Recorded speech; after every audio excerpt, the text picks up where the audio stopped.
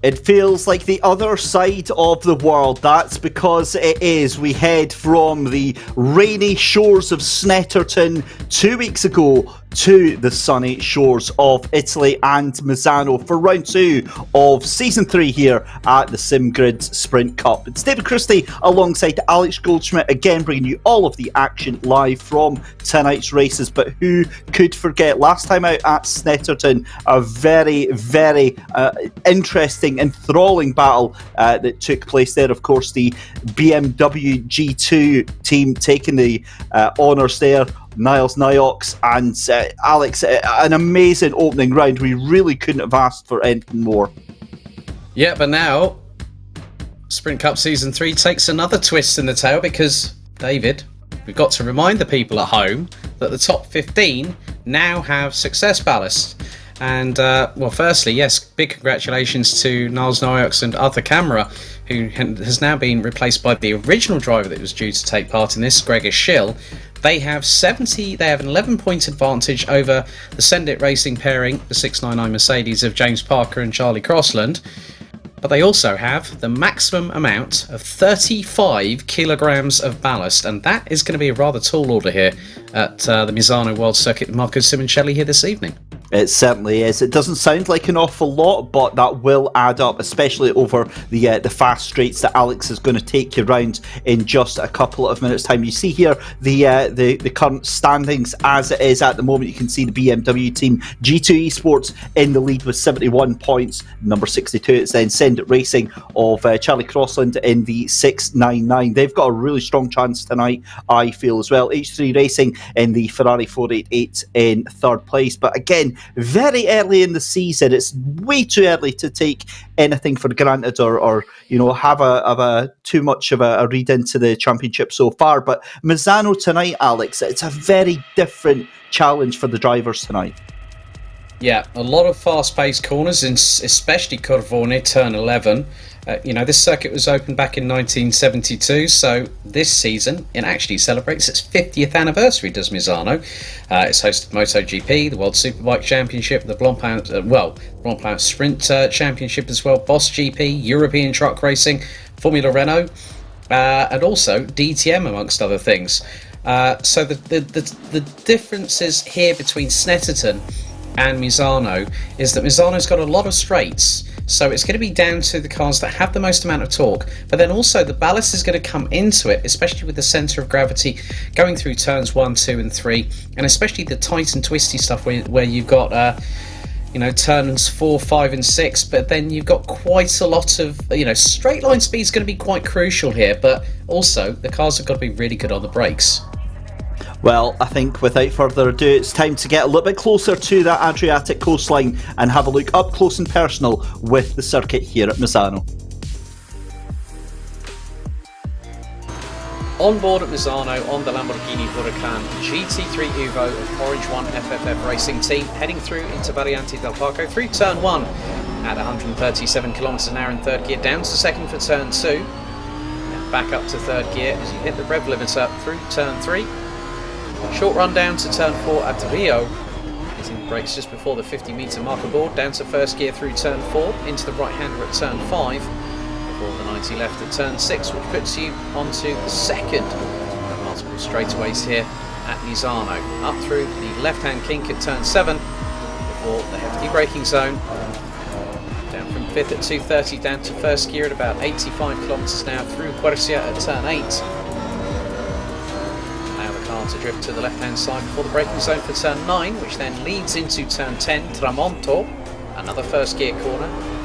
Now powering through it, letting the car drift to the left-hand side to get the maximum momentum carry down this third straightaway here at Misano before one of the fastest corners at this circuit.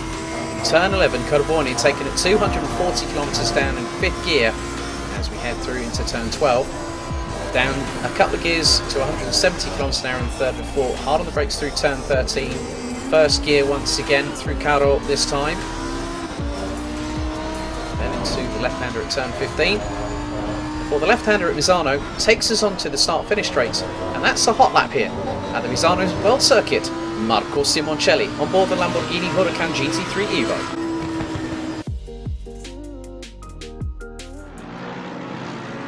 Qualifying is underway then here for round 2 of season 3 here at the SimGrid Sprint Cup, and 80 minutes left to go in this 20-minute session.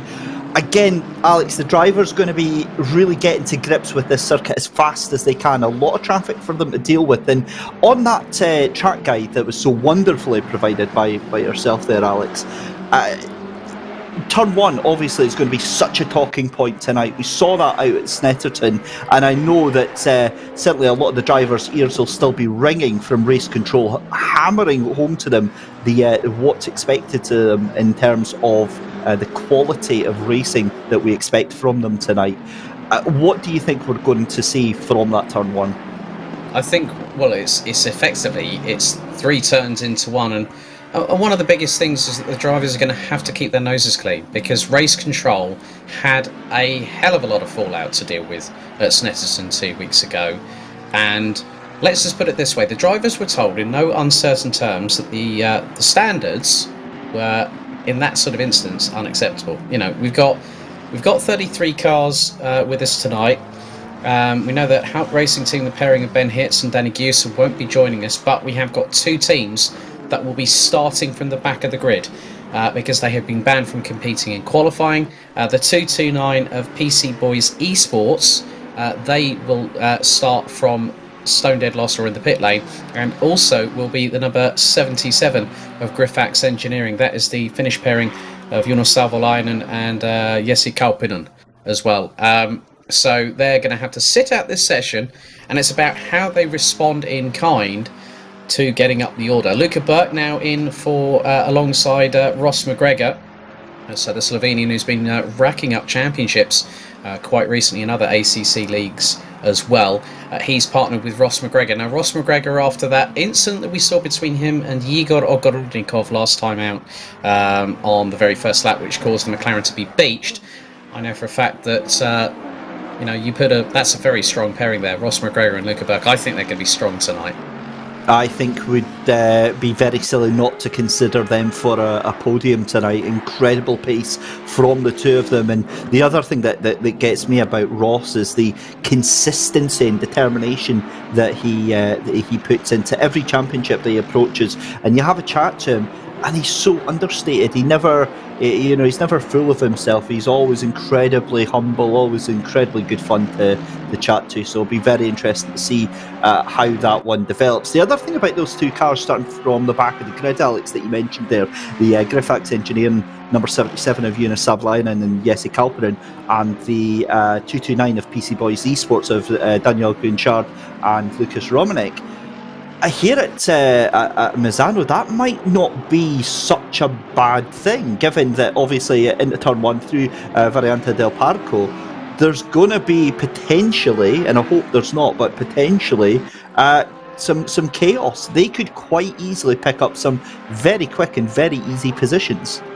Well, we found that out going through Rich's at Snetterton when it was absolutely peeing it down, let's be completely honest with you, last time out, as there's Jack Noller in the GT Omega RPM Esports car. He's partnered with the only Maltese driver in this field, Sheldon Muscat, and they're rounding out the top 17 in the Ferrari 488 GT3 Evo. Yeah, I think it's going to be rather interesting how the drivers navigate Variante del Parco, which is effectively a 3-turn turn 1, if you will. And just look at that shot once again. Mike Yao, as always, doing fantastic work on the broadcast and also the cameras.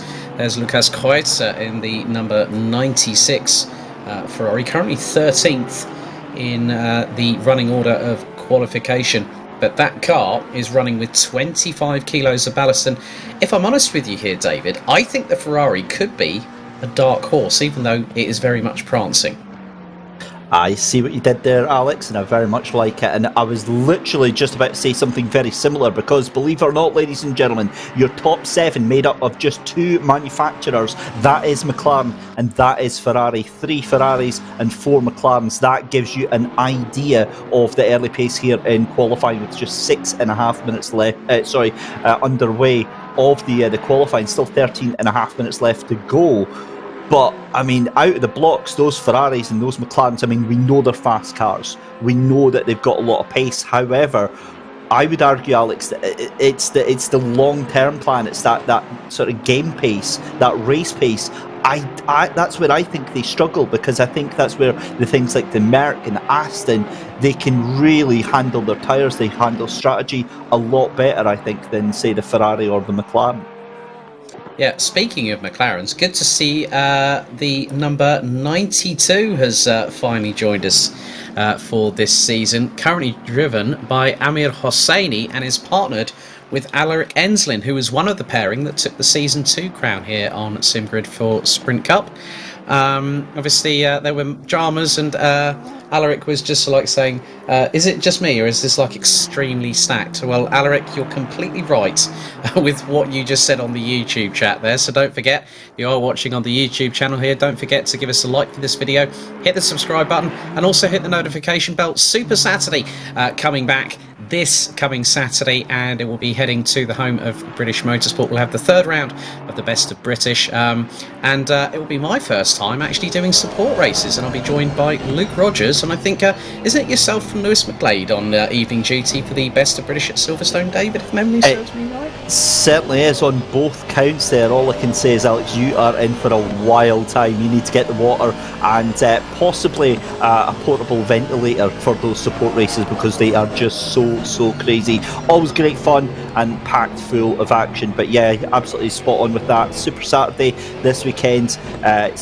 Alex and Luke are going to be taking you through the first half, and then it will be myself and Lewis McGlade for the Best of British. And what an absolute star that championship has been. So much fun, and it really came out of absolutely nowhere and has definitely established itself on the map, I think.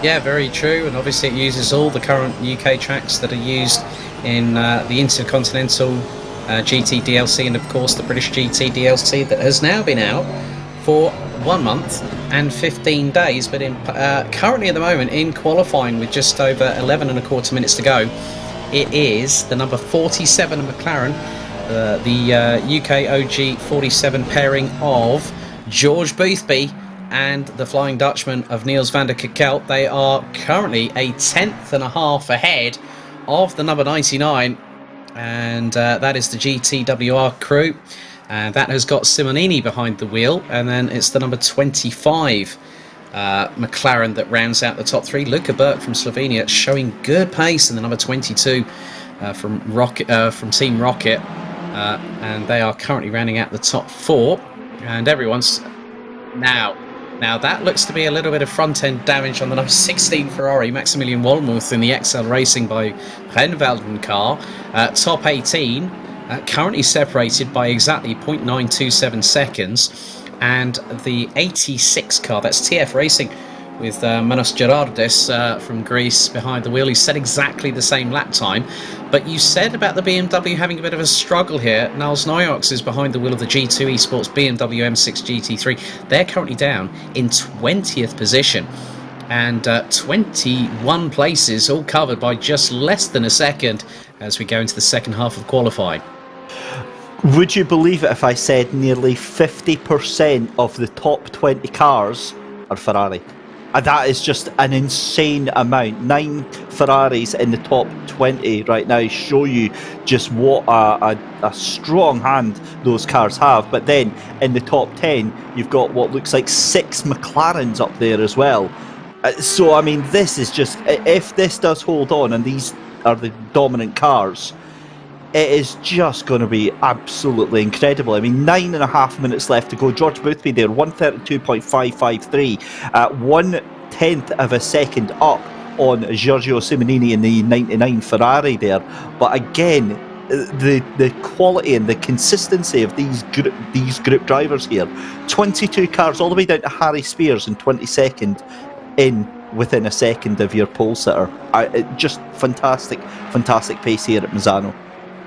Yeah, also the KEK Sim Racing Lexus that's got Jan Kaminski behind the wheel. Both him and Yannick Hammer, they had a pretty stellar drive, if memory serves me correctly, 2 weeks ago at Snetterton. Well, actually, they finished in the top 20, having started down at the back end of the field. And the Lexus normally is a pretty good car, and we could just find out what happens, but you know, there's a hell of a lot of Ferraris on this grid, but also in the top 20.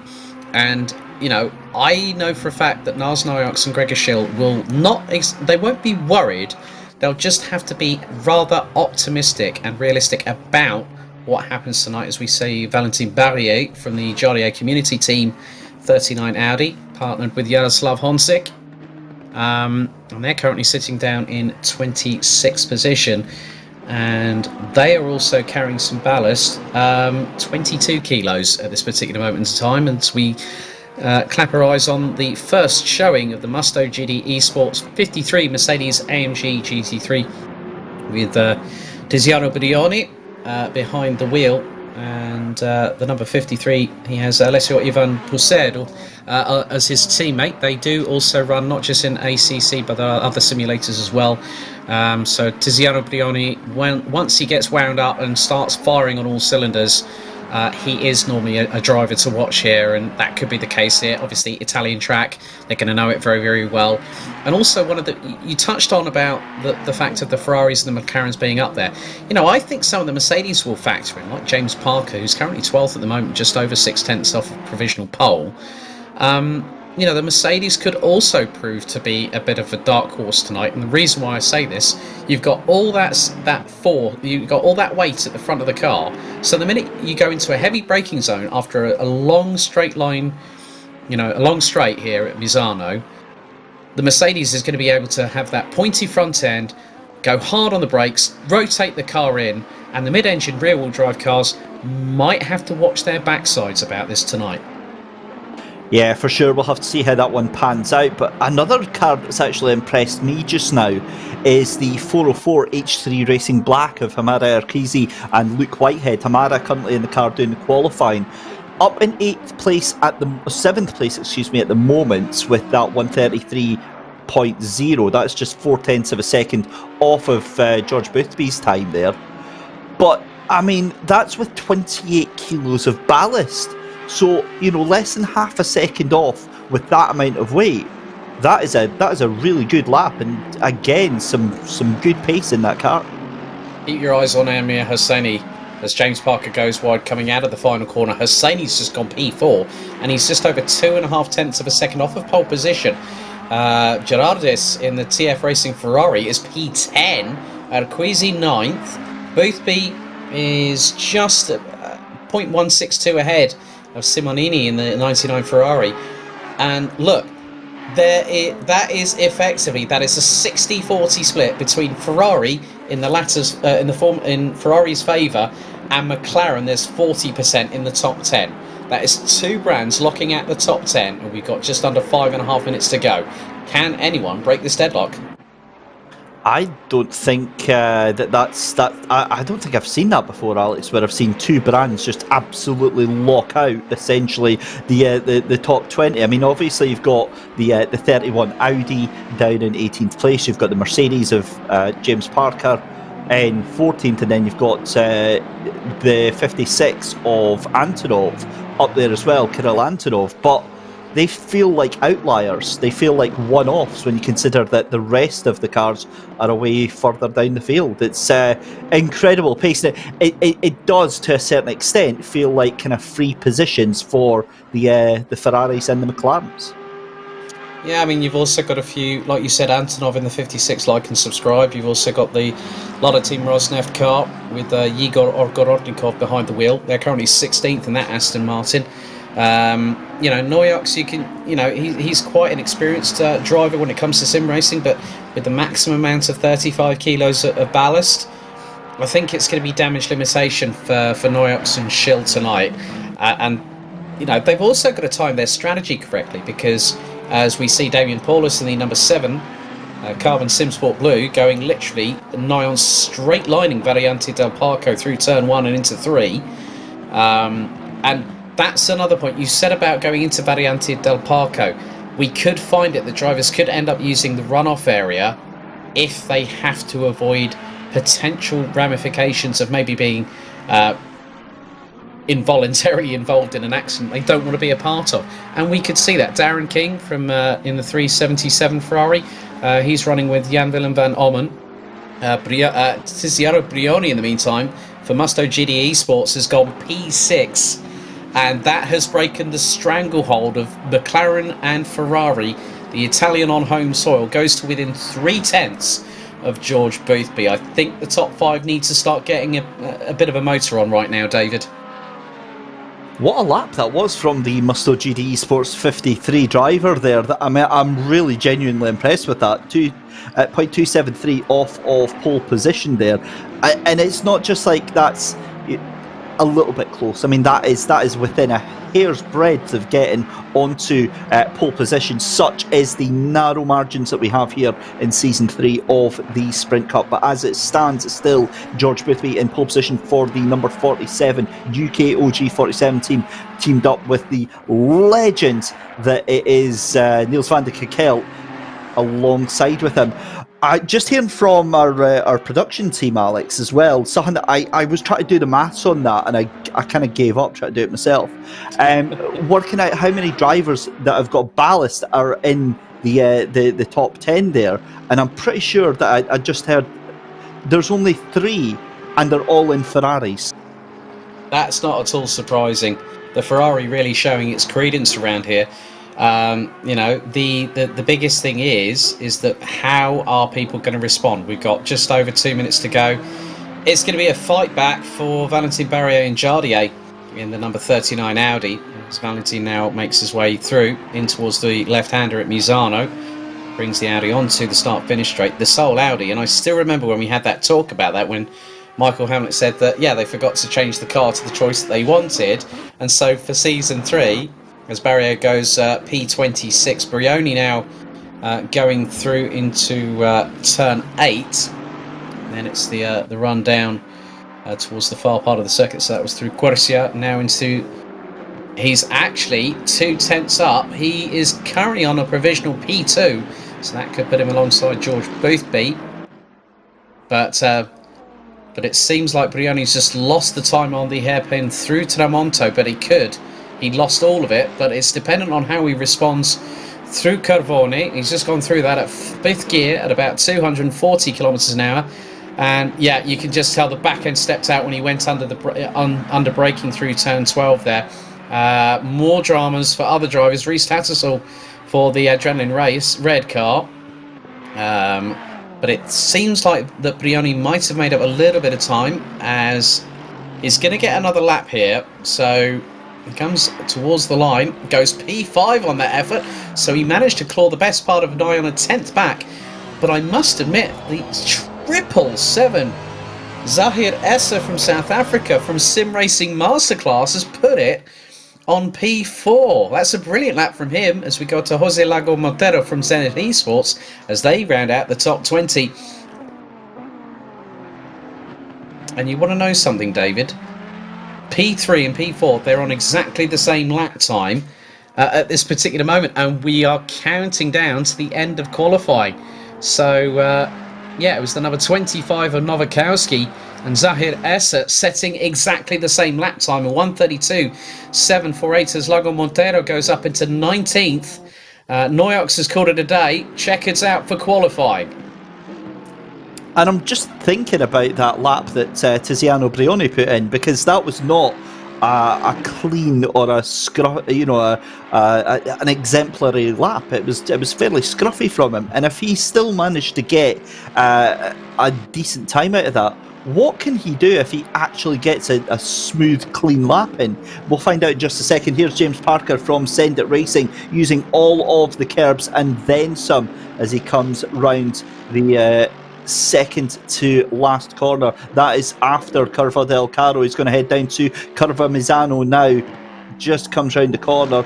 He's really looking good. James Parker comes out the corner for Send It Racing 699. What can he do? Currently down in P17, only enough to get him up to 12th place, but I say only 3/10 down. Luca Bert comes out of the corner in the McLaren here, just 3/10 in it right now. It improves it, but it is only by 1/10 of a second, so it is a huge pole position there. Yeah, I think at the end of the day, the number 47 McLaren of George Boothby and Niels van der Kerkel. Let's not forget that last time out, they actually DNF'd. They were in P30. They would have picked up points last time out. And you can just see that Boothby, I mean, at the end of the day, this now gives an opportunity to the likes of George Boothby, and he was very honest. He said, I've never done that before in my life, or I've quit because I'm so angry, and because of the fact that they had an issue with the driver change at Snetterton. So this is now going to be the opportunity that Boothby and Niels van der Kerkel need in order to start battling with everyone in front of them. And you've got the likes of Omega E-Racing Team. They have got one of the drivers that there's three of the drivers actually that were due to race tonight here. Alex Johnston, Carly Atkins and Vishal Patel actually are karters. They're over in Belgium for the start of the 2021 iArmy X30 Euro Series, and that's one of the reasons why PC Boys Esports 2 have withdrawn for this round. And partnering up with Marcus Littlewood is now Giuseppe Montalbano, who has put that car. Well, it was showing a little bit further up the order, but so Marcus Littlewood has a different teammate this week. But look, 4 minutes to go, and now that's great. I love the tactics here from the 47 crew of Boothby and van der Kerkel. Boothby started at Snetterton. Now it's Niels van der Kerkel's turn. Yeah, it certainly is.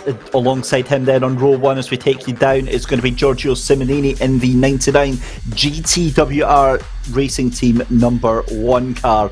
And then it is going to be the number 25 of Nick Babin alongside Zahir Essa. What a lap that was from Zahir to get up into row 2 of the grid. Tiziano Brioni alongside Marcus Littlewood 5th and 6th place. That's the 53 and the 52 car respectively. Stunning lap from Tiziano Brioni to put the sole other car outside of a McLaren and a Ferrari in the top 10 in 5th place there. Alric Henslin alongside Luca Berk on 7th and 8th for row 4. Row 5 is going to be Manos Gerardis and Dan King. Row 6 is going to be Hamada Erkizi and James Parker. Row 7 is going to be Maximilian Vidi and Damien Pavlis. And then it is row 8, which is, of course, the man himself, Big Bad Yigar Ogorodnikov returns in P15 alongside Corey Pride in P16. P17, Vasily Nufreev alongside Jack Noller for row 9. Row 10 is going to be Jose Lago Montero alongside Patrick Pignon.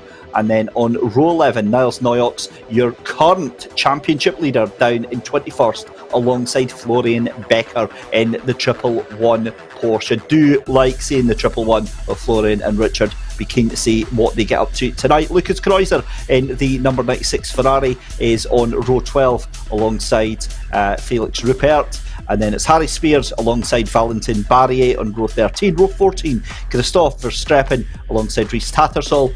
And then it is Chris Sever in the Godzilla 29th place alongside Jan Kaminski in the Lexus, the 999 car in P30. P31 is Jarno Kausch. P32 in row 16 is Jonas Savalainen.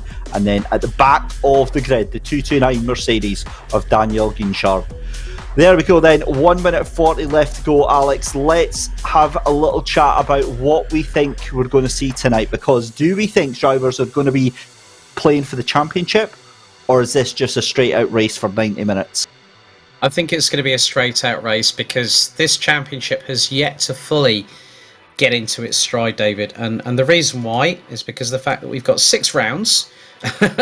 We've still got Imola 2 weeks from now on April 8th. I think when we get to Hungaroring on April 22nd and Zolder on May 6th, that's when we'll have a true indication of when we'll know who's going to be the ones that are going to be battling for the Season 3 crown. I think it's too early to call. I'm going to be interested about how Niles Noyox and Gregor Schill combat the maximum ballast. Now, the ballast, one thing that we've forgotten to mention tonight is that if you are the championship leader, you don't end up with the full amount of ballast like you do in some championships, because it's the race winner that takes the score of 70 points at the end of this race becomes the one that gets the full ballast. So that's a pendulum swing, very much like the British Touring Car Championship in its application. And that's how this championship's really going to play its trump cards, so to speak. It's about, how can you cope with ballast? Is the car going to be set up the right way?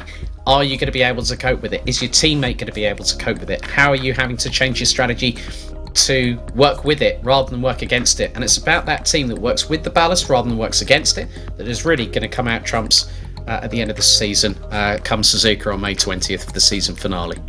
Well, 90 minutes here at Misano, about to get underway. Round 2 of Season 3 of the Sprint Cup here on the Sim Grid. David Christie alongside Alex Goldschmidt. The cars make their way round for their formation lap. Ladies and gentlemen, the table is open. Place your bets now, please. Let's see what you have got to say about who you think is going to win tonight. The number 47 UKOG of Niels van de Kekelt and George Boothby in a very, very strong position.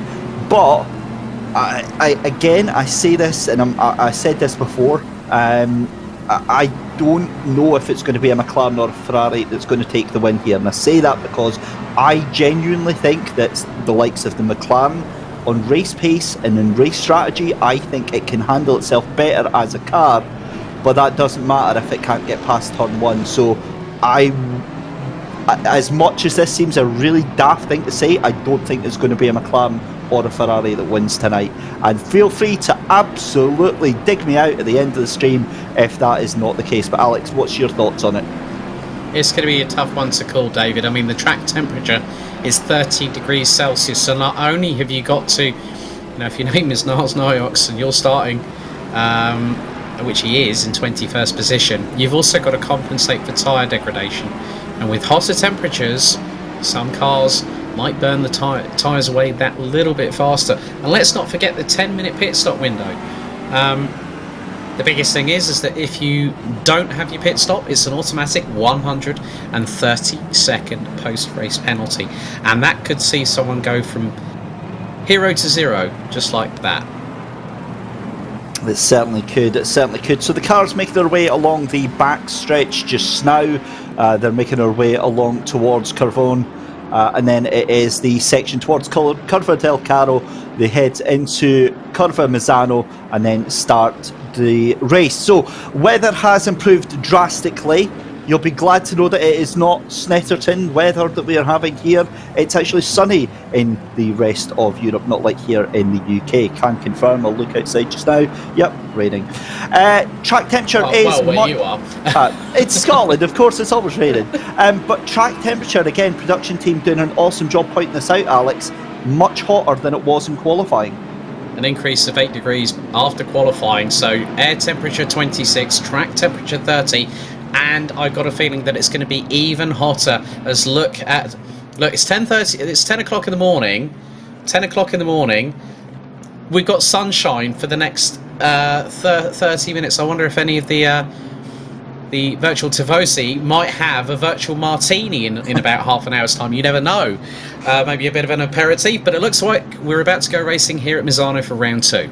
Yep, here we go. The cars exit Curva Misano then for the first time. 90 minutes of racing action about to get underway. Some of the fastest names in sim racing present here tonight. And away we go. Green flag drops. And it's already Boothby and Simonini side by side.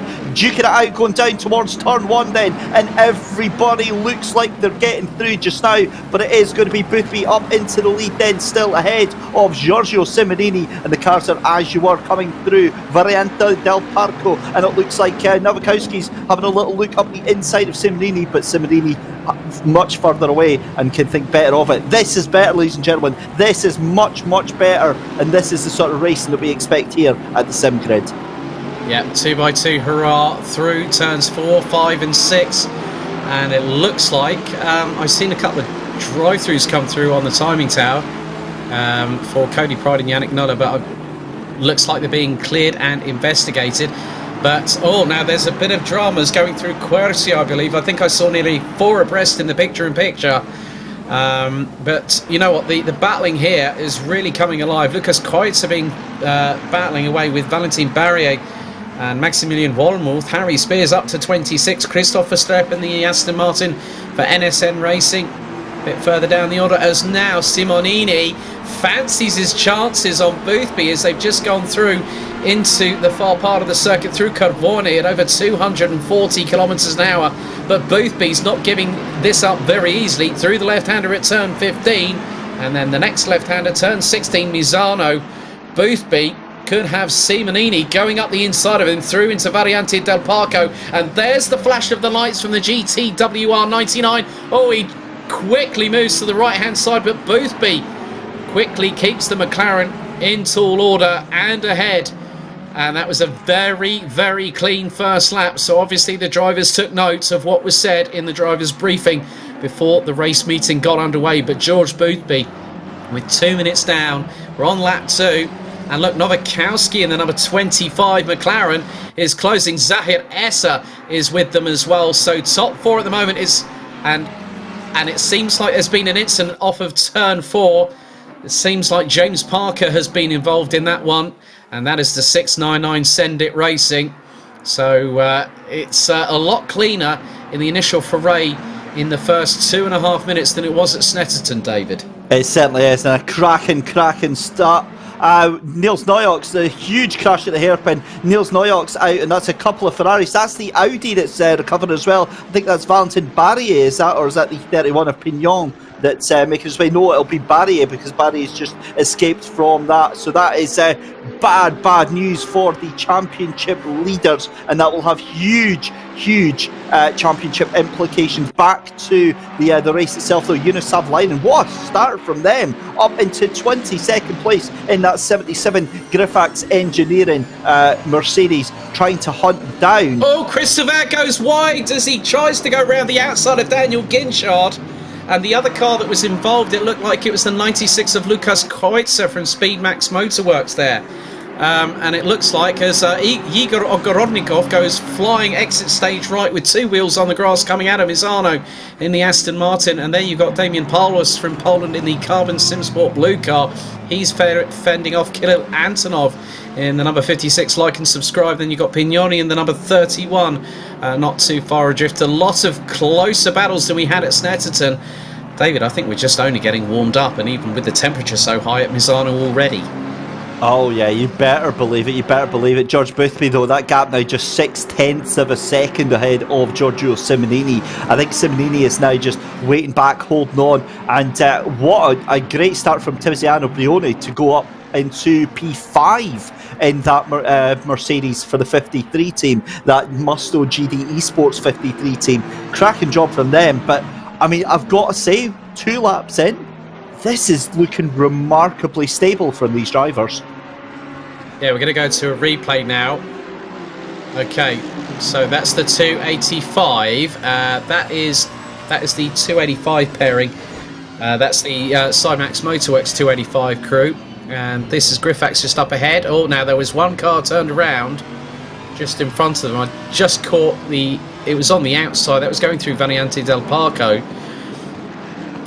But yeah, I mean, now Niles Neuox is on full damage limitation control, and that's a real shame for the points leader. The other car that had a massive drama itself was 699, and that was and you know what's fun? You know what's funny? Parker and Noyox, they are 32nd and 33rd, and they're and what the thing is that Parker is ahead of Noyox, so they both got damage, and so now it's down to these two to really start bringing things back towards them. So we're going to see what happens here. Now that's the 214 NSN racing car. That's Chris Sever on the inside, and you've got just up ahead, I think, seeing that's Berrier in the Audi. And now this is going through Variante del Parco. So just keep your eyes on. Oh, now there was a touch from Chris Sever. Oh, and the 345 gets a tag as well, and that was the Adrenaline red car. So this is going to be rather interesting, and already investigations are happening at race control. Number 81 is the first car that has just been I've just been informed about. That is Black Hawk Racing, and that's the Nissan Godzilla's struck. Yep. So, I think the only thing I can say to that, Alex, is the prosecution rests its case. Don't start getting legal right now. Okay, now we're going to go with regards to Noyox. Now that's Zenith Esports that have just turned him round. So Zenith Esports turned around, and that's the 33 Ferrari that turned around Niles Noyox in the G2 Esports BMW M6.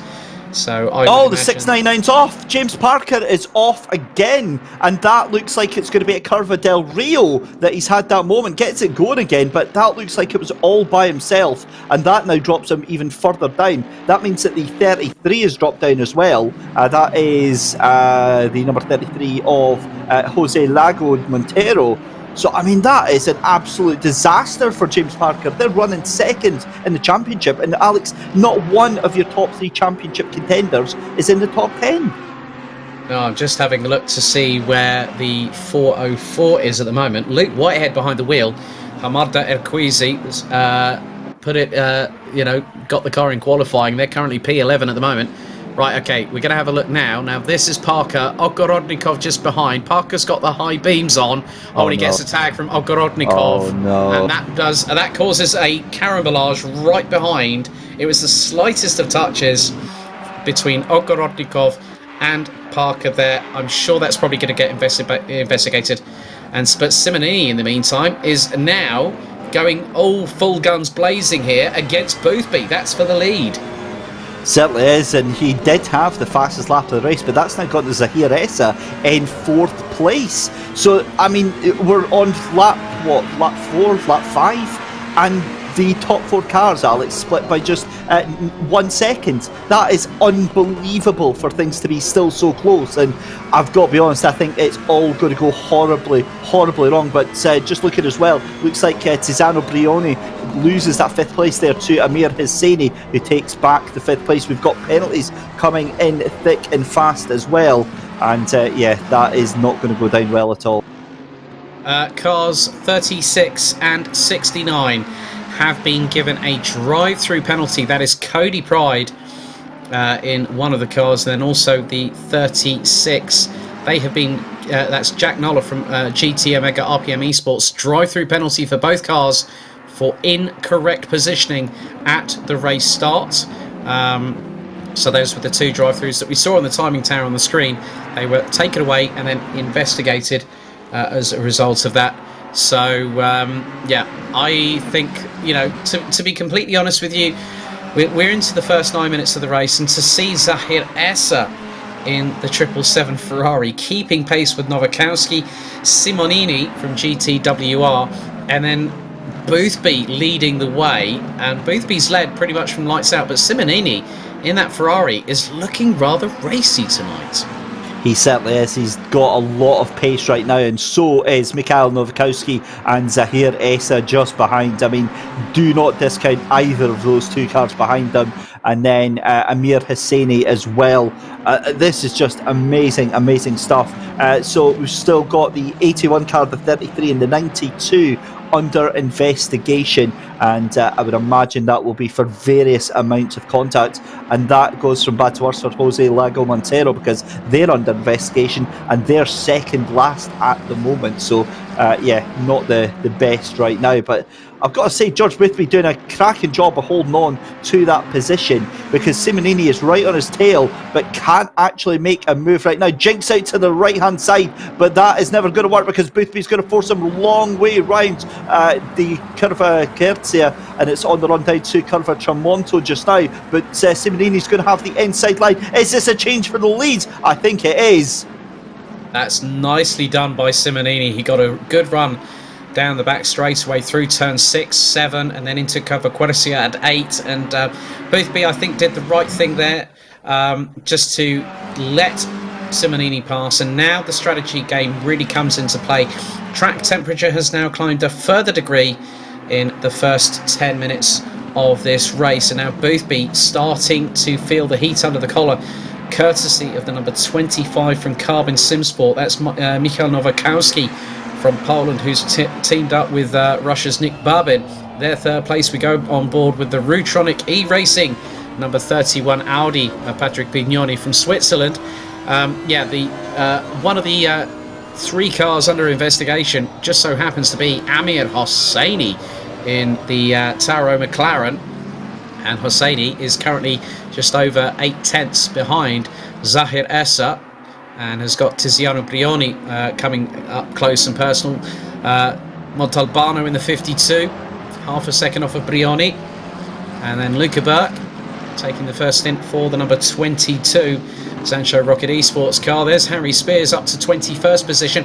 Now, we did talk about this earlier on, okay?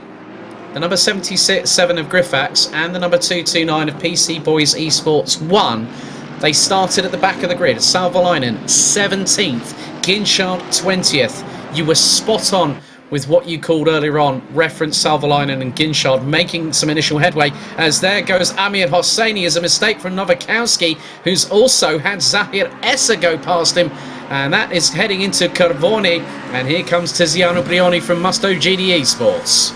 Yeah, Nowakowski is losing a lot of patience right now. His second mistake in the course of 5 corners there. We saw it just briefly earlier on. The car is really struggling and he's getting put under pressure. We saw him going very wide on the tail of George Boothby. That left him open to Zahir Essa, and then that means that Amir Hosseini goes through as well. Penalties coming through as well. Incident between cars 214 and 81 on lap 2. It's a drive through for car number 81 for avoidable contact. So that is the number 81, and that is Christopher in the Nissan GTR. So yeah, you kind of saw that one. Very straightforward penalty going on there. There we go. Right, so as I was saying about Nowakowski, I think he's in big trouble right now because he has got Tiziano Brioni all over the back of him. Tiziano did a cracking job, but if Tiziano gets past him, that's going to allow Giuseppe Montalbano on there, and Luca Bert's going to get in there as well.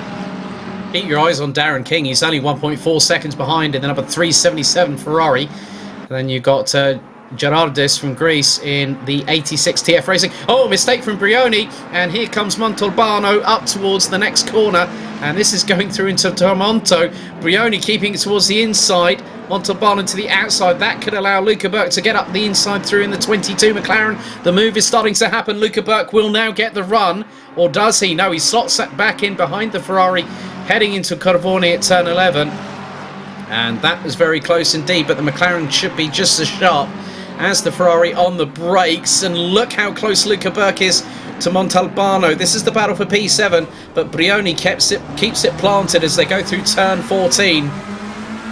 Now, okay, right, new penalty coming through. Zenith Esports has got a stop-go 30 with the incident with the 62 BMW of Niles Noyox. And that is, when we started Sprint Cup Season 3, drive-through would be the minimum penalty. I think that's one of the stringest penalties that has come through so far. And with the track the way it is here at Misano, I think we could see more stiffer penalties coming here tonight, David. This is where I wish I had a magic soundboard that I could just press for all those meme sounds, that whole oof. That's what you need at a time like this, because that is the only appropriate reaction to something like that. Look, it was a stupid move. He's got absolutely no argument against it whatsoever. It's just a case of take the penalty, take your problem, and then it's just not the best. Well, yeah, I mean, to be completely honest with you, right. Now, this is as per the regulation set. Dive bombing should be avoided and is subject to a penalty. If the attempting driver was out of control and caused contact or time lost to another driver, the penalties applied may be harsher than normal. I think that eloquently puts it right there and then, doesn't it, David? It does, and there's a very simple reason for that, is that some of the rules that are put in championships can be worded in a way that could be exploited, and I think that makes it very, very clear in no uncertain circumstances, if you put your car in a stupid position that leaves others exposed to your own move, then you will be punished severely for it. No other way of interpreting that, and I think that is a very, very good rule to have to discourage that sort of behaviour. Yeah, Salvalainen in the meantime is definitely getting the elbows out in the Mercedes as he's closing on Patrick Pignone in the 31 car. That is Rutronic E-Racing. Well, you've got Vedi just up ahead in the 289. That is the virtual drivers by TX3. That's Maximilien Vedi and Boris Desprez piloting that Ferrari, rounding out the top 16. Oh my goodness me, I've just heard that there has been more dramas. And it's turn. That is coming into Cover del Caro. There is more dramas for James Parker, and I think he and Charlie Crossland will be thinking this is definitely going to be a race to forget. That's off at turn 13 once again. That's going through off of California, turn 11. You've then got the heavy braking zone into the right-hand kink at turn 12, and then you have to be really, really sharp on the anchors. I think that Mercedes is a wounded animal right now, David, and the only thing that both Parker and Crossland can do is just sort of roll with the punches, try and get back up the order as fast as they can, if they can, depending on how much damage that car's going to need repairing when we have the mandatory pit stop. It's a difficult one, Alex, because it's not only the car that needs repaired, but it's the confidence in the driver that's driving just now.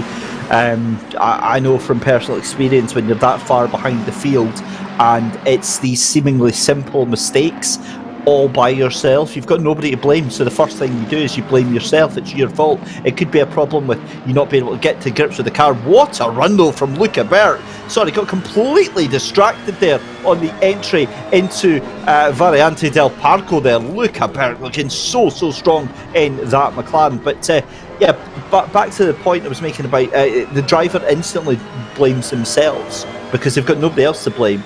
It could be a problem with the car, it could be a problem with the setup, maybe they're just not gelling with the way things are going. But that doesn't really gel very well for a driver that's still got another half an hour to drive in a race. You know, you need to be at that peak performance. You need to be in a case of, if you spin, right, damage limitation, let's just keep going on and let's just get through it. Penalties, to update you, the incident between cars number 53 and 92, that is Tiziano Brioni and Amir Hosseini, so there was contact there. That has been judged to be a racing incident, so no further action being taken. No further action taken on that one. So Alex, an hour and 10 minutes left to go. Given the drama and chaos that unfolded at Snetterton... Oh, Boothby's off! Oh my goodness, that was coming out of turn 14, right there, Curva del Caro. So I'm wondering if there was an incident between him and Simonini. Hosseini's up into P3, Novikowski P4, Brioni's 5th, Luca Burke, Zahir Essa now takes 2nd position. But I'm wondering, was there an incident between Simonini in the 99 as Luca Burke trying to go up the inside of Brioni? And here comes the number 52 of Montalbano up the inside of Burke going through turn 3. We thought the first 20 minutes was going to be calm. Well, they've definitely lit the fire under the bellies of everyone here, and no one's giving quarter one iota at all. And here comes Darren King, and there is Boothby.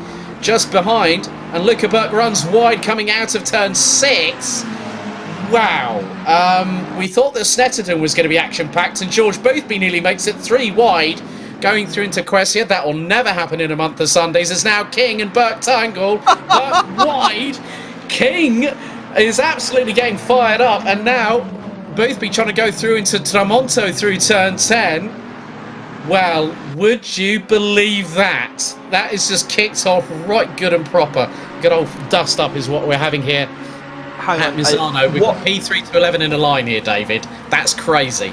Alex, I wish we had audio on our replays, like from our commentary, because I swear to God, I literally either just said or I was just about to say, so we're 20 minutes into the race, Alex. It's been very, very well behaved. I can't believe that's exactly what I was thinking. And then we see Boothby facing exactly the wrong way, and it is all kicking off here, big time. The gloves are off, and it's every man for himself. This is a battle royale for the next 70 minutes. I think the Italians would say Avanti at this particular moment in time, because it really has gone up another gear, as Luke Whitehead in the H3 car trying to chase down Igor Ogorodnikov in the Lada Sport Rosnef's 41, and that is getting rather interesting, that battle there. But Gerardis, now this is TF Racing, the all-Greek pairing. They're currently in P10, and they're closing down on Luca Burke and the 777 of Sim Racing Masterclass. That's got Zahir Essa behind the wheel. Now, that adds another bit of fuel to the fire. So he's second. I'm wondering, that is to do with the Boothby incident. So that says to me, as you can just see the replay of James Barker losing the back end one way, and the car has a bit of a tank slapper going through the other side. So Boothby is going to be driving rather angrily. I think that 47 is going to have the red mist descend into that cockpit rather suddenly. Yeah, that's it. You said about 10 seconds ago, Avanti is what they're going to be saying. That's not what George Boothby's saying, I tell you. It'd probably be unbroadcastable what he's saying right now. He's certainly screaming at something. Patrick James Simpson points out that the 41 punted someone off and got away with it. I don't think he did. On the start, we saw the 41 come into contact I think it was on lap 1, turn 1, came into contact to the back of someone. I think if it does get looked at, I think that was 100% a racing incident. The car's all concertinaing up, I think caught up, and from the sounds of it, hasn't even been reported. So, that very much would play into the whole thought of, it's one of those things that happens on the start. Your cars are braking very, very suddenly before you can actually get a reaction out of them. But here's Luke Whitehead in the 404 H3 Racing. What a drive! So that is a great job there for Luke to get up to P12 right now. Right, well, it looks like Paulus, the number 7, Carbon Simsport Blue, has got a bit of damage and now going towards his outside. That's through Quercia, is Kirill Antonov in the like and subscribe 56 Aston Martin. They've got Pignoni, Vedi, Savolainen. You've then got Florian Becker, Maximilian Wolmuth, and then also Daniel Ginchard rounding out the top 20. We're going to go to a replay now. Right, okay. So Simonini was not involved. Now this is going through turn 13 into turn 14. Oh, that was not really required there at all. There was the slightest of touches. That concertinaed everyone. That concertinaed Hosseini, Nowakowski amongst others. Luca Burke was in there. Brioni, who's now closing on Nowakowski as they're now coming through. They've just exited turn 16 and across the line. The pin on the grenade has been pulled here at Misano, David. It's official. Yep, it's all ready to pop rather nicely. Again, it's going to be difficult to see how that one gets judged by race control, because I think there's slightly different circumstances. It results in the same. It was a dive up the inside, or a clip from a position that should never have happened, but it just felt like he missed his braking point and clipped the end rather than actually deliberately trying to make a move. Same end result, and I've got a feeling that it may be the same penalty that we're about to see. Yeah, we'll just have to wait for the jury to be out on that one. As Salvolainen going toe-to-toe, side-by-side through Quercia, around the outside of Vedi in the 289 virtual drivers by TX3 Ferrari. And now the Finn will have the inside line going through into 9 and 10, through into Tramonto. Griffax Engineering now takes 16th position. That was a brilliant size up by Salvolainen there. He managed to make it work when... he started on the last row of the grid alongside Daniel Ginchard from PC Boys Esports 1, who's still in 20th position. But yeah, I mean, straight out of the box, Salvolainen has been like an absolute Brahma bull. And he's been using plenty of Finnish Sisu this evening to side his way through the rest of the opposition at the minute. Yeah, cracking job. We're seeing a different case to the top 15 now. Now we're starting to see quite a few different manufacturers coming into that top 15 there, but at the moment Tiziano Brioni, there's contact with Harry Spears, and that was, let's have a look on the inside there. Daniel Ginchard in the 229. Yeah, and it's all kicking off there because Tattersal's just lost out to Valentin Barrier. Then you got Jan Kaminski trying to fire it up the inside in the Lexus for the very next corner. Oh, we're not done yet here, David. Not by a long shot, buddy. And here was me thinking it was going to be a nice, friendly, gentle race, but not a chance of that. What I was trying to say, though, is Tiziano Brioni, currently the highest non-Ferrari or McLaren driver up in the top 10, currently in P5 just now. Mikhail Nowakowski in that Carbon Simsport 25, having to fight off Brioni right now. Oh, it's a drive-through penalty for Zahir Essa. And that is absolutely huge. Goodbye to any chance then of finishing in the top 10 for that one. That is a huge penalty. Drive through for car 777 for avoidable contact. If I'm honest, he got off very lightly with that one. Yeah, but you know what else this means? Essa has to give second place to Amir Hosseini, of all people. And Hosseini, we know what he's like when he's fully lit and he's ready to send it. Oh, turn around for Tattersall there. Oh, and that was the 96 of Lucas Kreuzer. That was going through, exiting Tramonto. And Tattersall gets sent sideways by the 96 Ferrari. So Tattersall's race is now in a bit of tatters with just over an hour to go. Slightly disappointed that you made that pun. I was just poised, waiting, ready to go with that one. It was the only one that I thought up on. Yeah, it was the only one that I'd actually thought up on the spot. Usually I have to write them down. But it's the good thing about that, right? If there is a silver line to take, is that he didn't really lose too much time. Didn't look like took too much damage from that. And Thomas O'Connor in YouTube chat, that's very, very cheeky. Thomas O'Connor, good friend of mine's, raced in several of the championships that I've been lucky enough to host, and says that Carrie seems to follow me everywhere. That is, of course, a reference to some of the console championships that used to have the fortunate nature of talking about. But great to see him joining us for tonight. But Mikhail Nowakowski is all over Brioni. This is so difficult to watch. Brioni was over him like a rash, and he nearly went around the outside of Corvone. That's you've got to have some cojones to do that, around the outside of turn 11. And Montalbano not too far behind. Neither is Darren King. Boothby has got past Gerardis in the 86 TF Racing Ferrari 488 GT3 Evo. And what's more, with 50 minutes on the clock remaining, we will have the mandatory 10-minute pit stop window.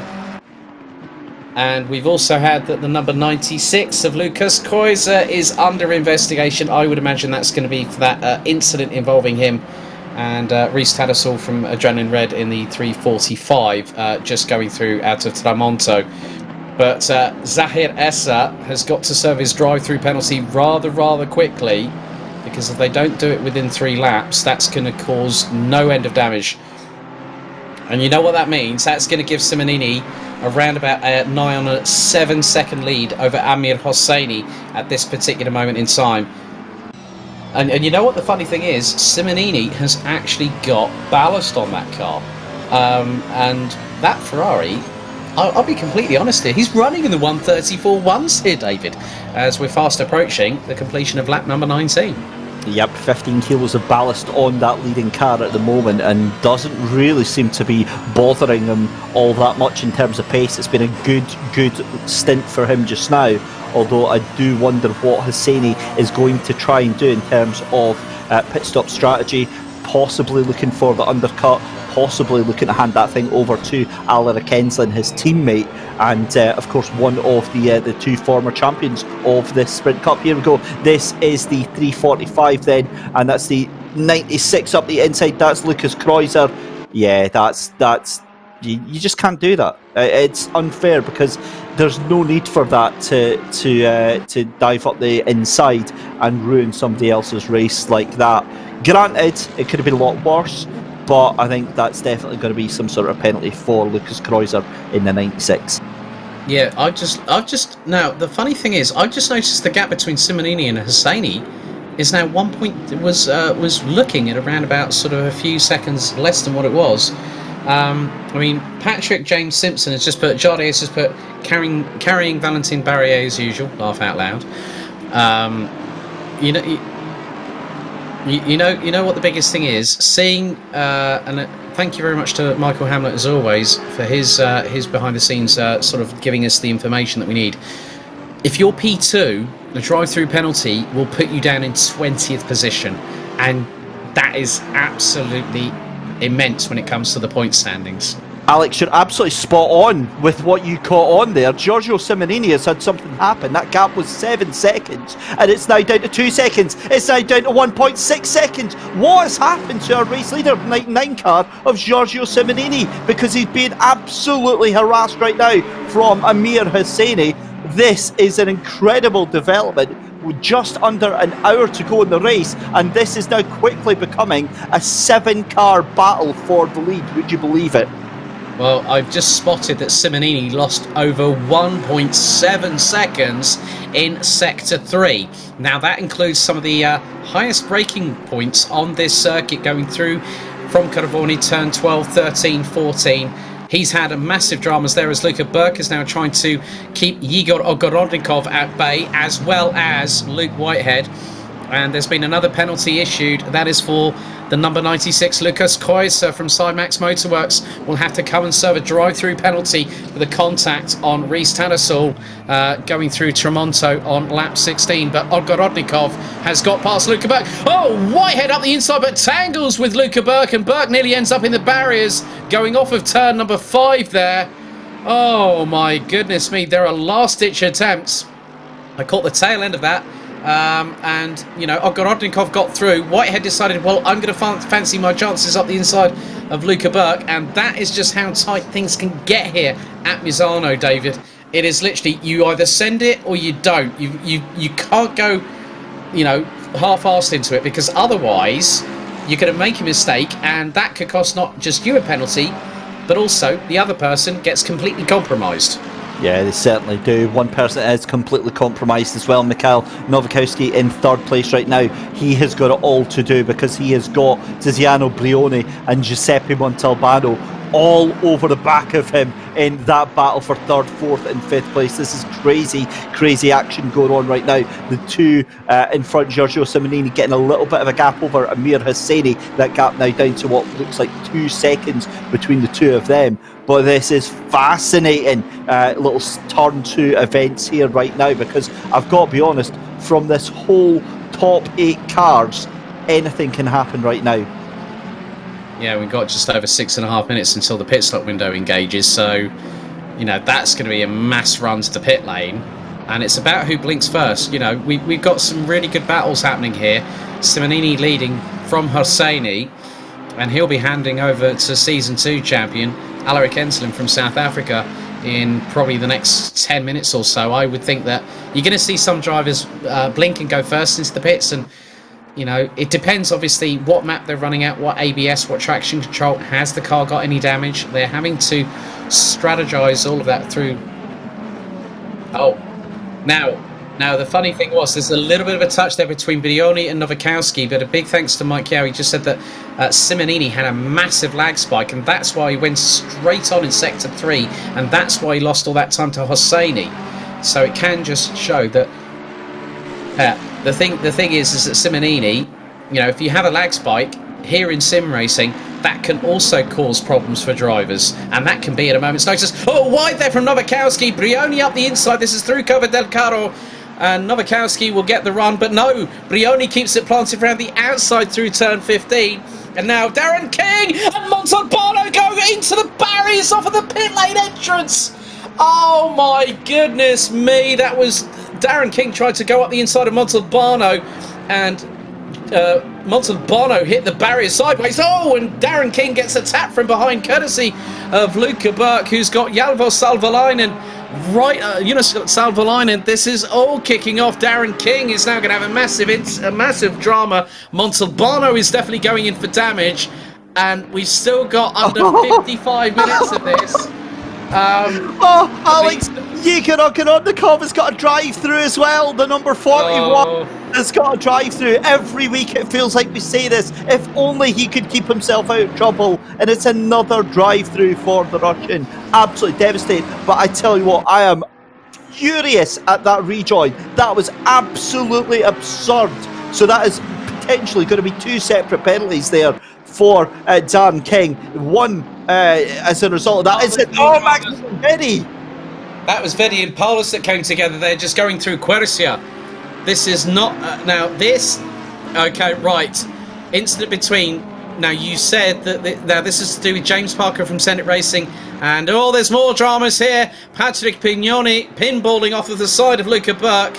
That McLaren, I think, has got damage. Drive through for Igor Ogorodnikov for avoidable collision with James Parker from Senate Racing on lap 2. Oh my goodness me. The braking points have gone out the window as again Veddy up the inside of Burke. And this race has literally been turned upside down, and it's been put in a protein shake mixer, and someone has just gone to town with it. Just added water and gone, yeah, let's mix things up a little bit, shall we, tonight, boys? And it just literally has kicked off. Yeah, I mean, we've seen other championships where we've seen driving just go out the window very, very quickly, and I've got to be honest, this needs to be stemmed out right now, because the aggression that we're seeing from these drivers here, absolutely unacceptable. Some of the moves that are being pulled here, you cannot argue with me and say 40 minutes of clean racing just goes out the window in 2 minutes. I'm sorry, it doesn't work like that. You have to keep behaving the same way. It doesn't matter if other people are, being overly touchy with you or being aggressive. You have to drive clean. You cannot play by other people's rules. You just have to keep it going. And we're seeing too much of this tit for tat going on, especially with the McLarens further down the field. Then you cannot expect to see that. And I mean, these guys and girls are going to get absolutely destroyed by race control tonight. One of the things is that George Boothby, I'll be honest with you, he will have been fired up after that incident earlier on in the race. However, what he has done now is gotten on with the job at hand. Okay, this is where we're going to see the incident that we just saw. Okay, so that was a touch from King on the left. Oh, did you see how hard that hit was for Montalbano in the 52 there? And then Darren King, just literally, his car went straight past. No, it's this, Alex. It's that rejoin right there, straight into the racing line, on traffic. Absolutely inexplicable. Absolutely inexcusable. That needs to get the book thrown at him for that. And again, we're in the luxurious position up here, Alex, in the virtual commentary booth. We can say our opinions, but that's just that we're not connected to race control in any way. So, what we say, well, I don't think anybody listens to us anyway, let alone race control. The thing is, the brakes should have been pressed down hard, waited, and then gone. I've seen it where people are being penalised for things like that. It's Maximilian Veddy, and I mean, one of the other things is he drove out of the pit lane, nose end first, as if he was he's going the other way around the circuit. So I'm wondering if race control are going to have a look at that as well. But David, in other news, we are just 60 seconds away from the pit stop window officially opening for round 2 as Boothby looking up the inside through Curvone. That's a great move from George Boothby up the inside there through turns 12 and 13 by Boothby to retake 4th position off of Nowakowski. Sorry, I completely forgot there was still a race going on here.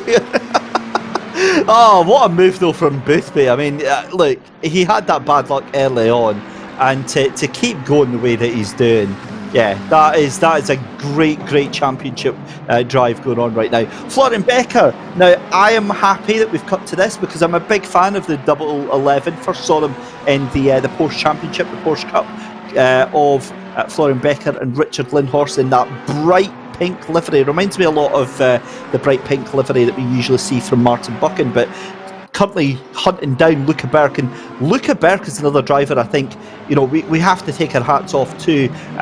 Great drive up through the field, but so unlucky to get caught out in that earlier instant with Darren King there. Yeah, pit stop window now officially open. Just an update for you people at home about positional gains. Well, the most positions gained so far is Salvoorlainen.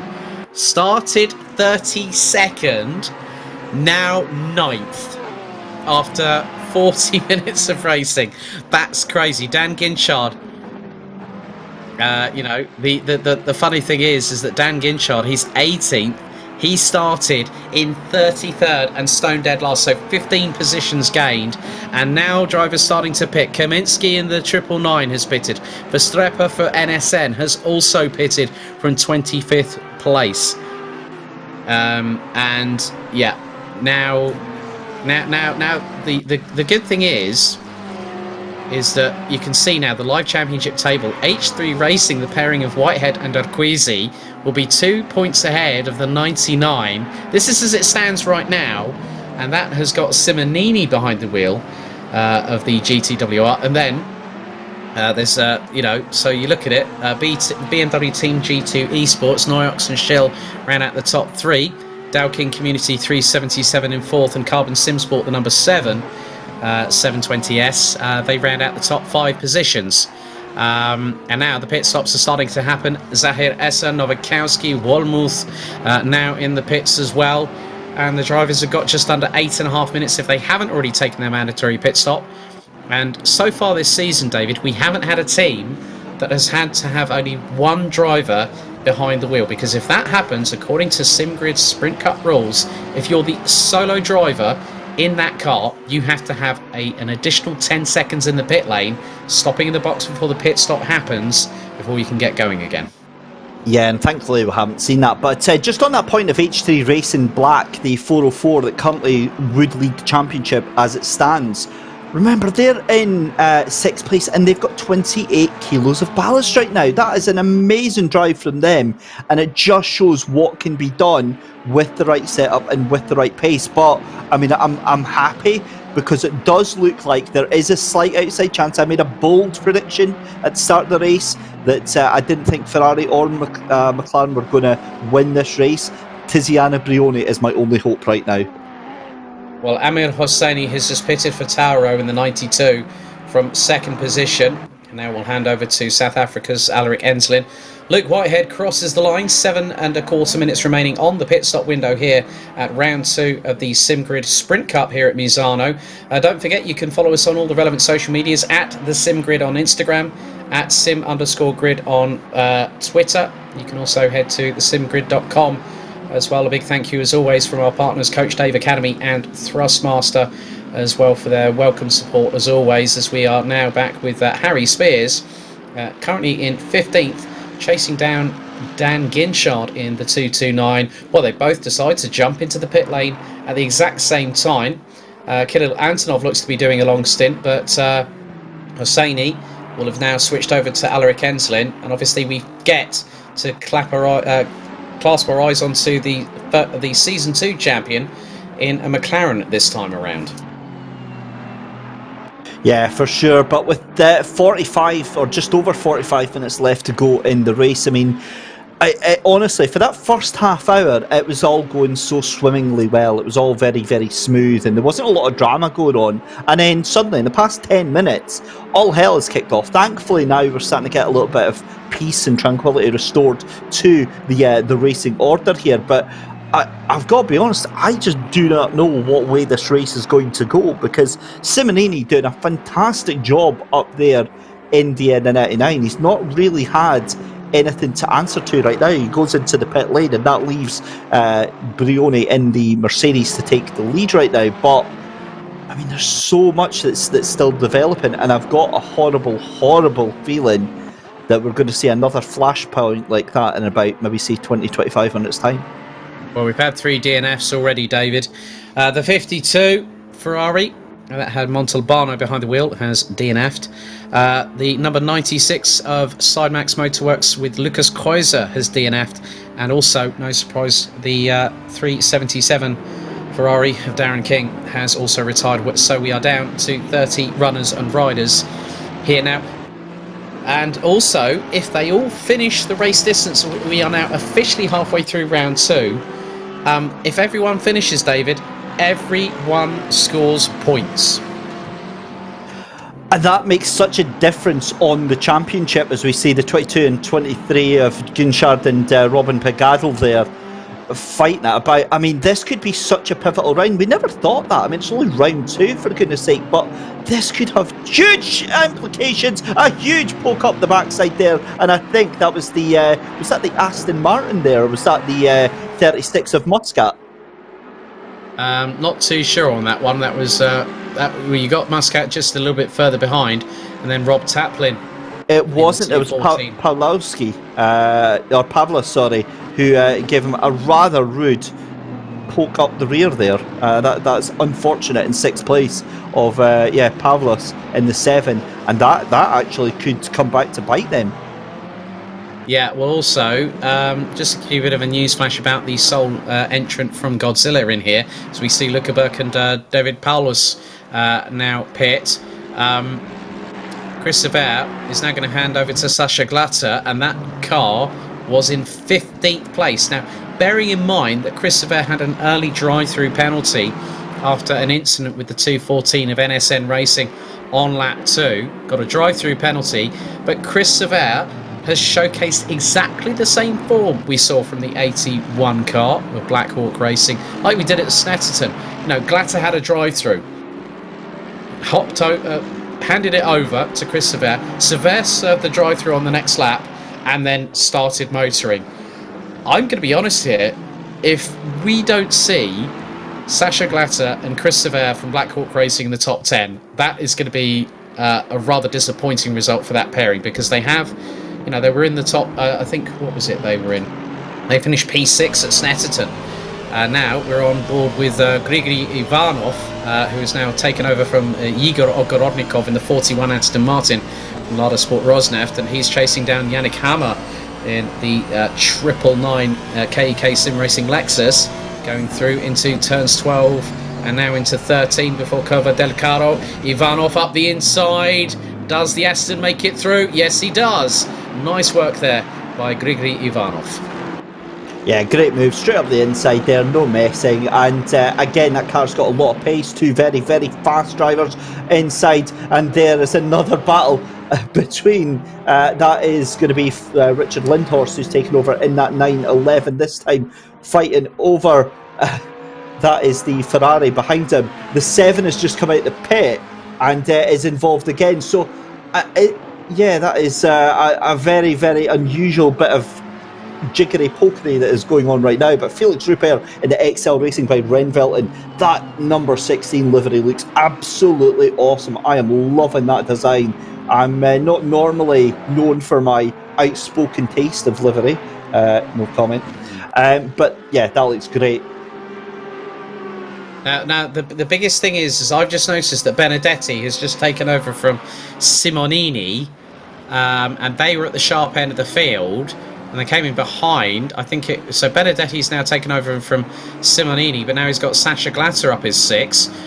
Boothby now has started to exit the pit lane. Now we'll hand over to number 47 himself, Niels van der Kerkelt from the Netherlands, and Zaknis has now got 2nd position, and they've, you know, I mean, the thing is, so it looks like that Benedetti and Simonini had a driver change problem, so it's thrown away a win for GTWR. And look at it this way, they came into this with 30 points and 15 kilos of ballast. They were looking rather strong tonight, and Boothby and Van der Kerkhout were looking worried. But now in the lead of the race, in the 92 Taro McLaren 720 SGT3, is South Africa's Alaric Enslin. Cracking job, absolutely cracking job from that 92. It's all about taking those opportunities that appear, but have a look at that as well. The number 47 of Niels Van de Kerkhout looking very, very strong in second place as well. I've got no doubt he'll be able to make a charge and catch up. But yeah, that 404 of Erkizi that is in 6th place just now for H3 Racing Black. Hamada Erkizi back behind the wheel. I mean, I'm just so impressed with the fact they've got such a lot of ballast on that car, and that just honestly it does their championship hopes no end of good. It's just a brilliant performance from them so far. Yeah, I think so, because that could actually springboard them. You know, depending on how quickly Erquizi gets on the back bumper of the 25 with Nick Babin behind the wheel. Now that's a mistake for Zagnis there in the 86 TF Racing Ferrari, and Ivan Poussaert nearly went up the inside going through turn 13 there. You are definitely right about what you said, that Musto GD Esports could be your knights in shining armour here tonight, David. And Poussaert definitely showing credence in that 6.2 litre V8 naturally aspirated Mercedes AMG GT3 Evo.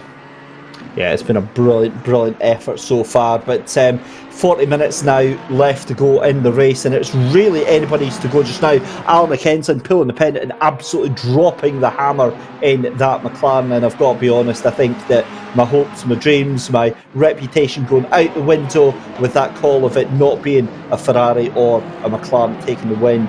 It doesn't look likely to be happening. It's been a fantastic performance from the three that are up there just now. Now I'm just keeping an eye on this as well, because Sheldon Muscat, we know that he does have pace depending on the car that he chooses, but he is really pushing the hammer to try and catch up on Robin Pagado in that 911 MSR Liga Endurance orange and black Porsche that is just in front of him. But track limits are such a thing here at Misano. He's going to have to be careful.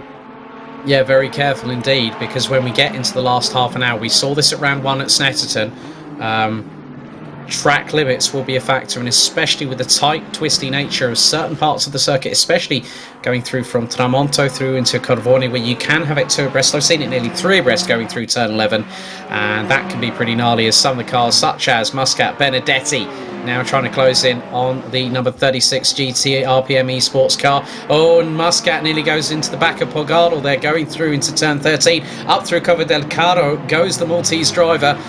Gives Pogardel enough racing room, but Pogardel's going to have the left-hander going through turn 15, and there comes Benedetti like a freight train up the inside of the number 36 Ferrari, and he goes up the inside of Pogardel, and Ginchard has now got a drive-through penalty.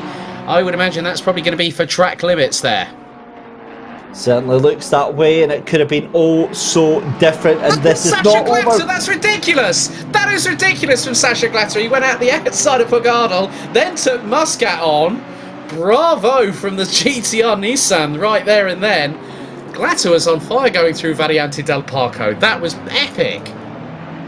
Certainly was a huge move there, and huge move as well for H3 Racing 404 in the championship table, just going to compound what we've been saying all night. A stunning drive for them, puts them up 22 points in the lead of the championship right now, and awesome stuff. As we you pointed out, that drive through for Ginchard in the 229, that is going to drop them towards the end of the field.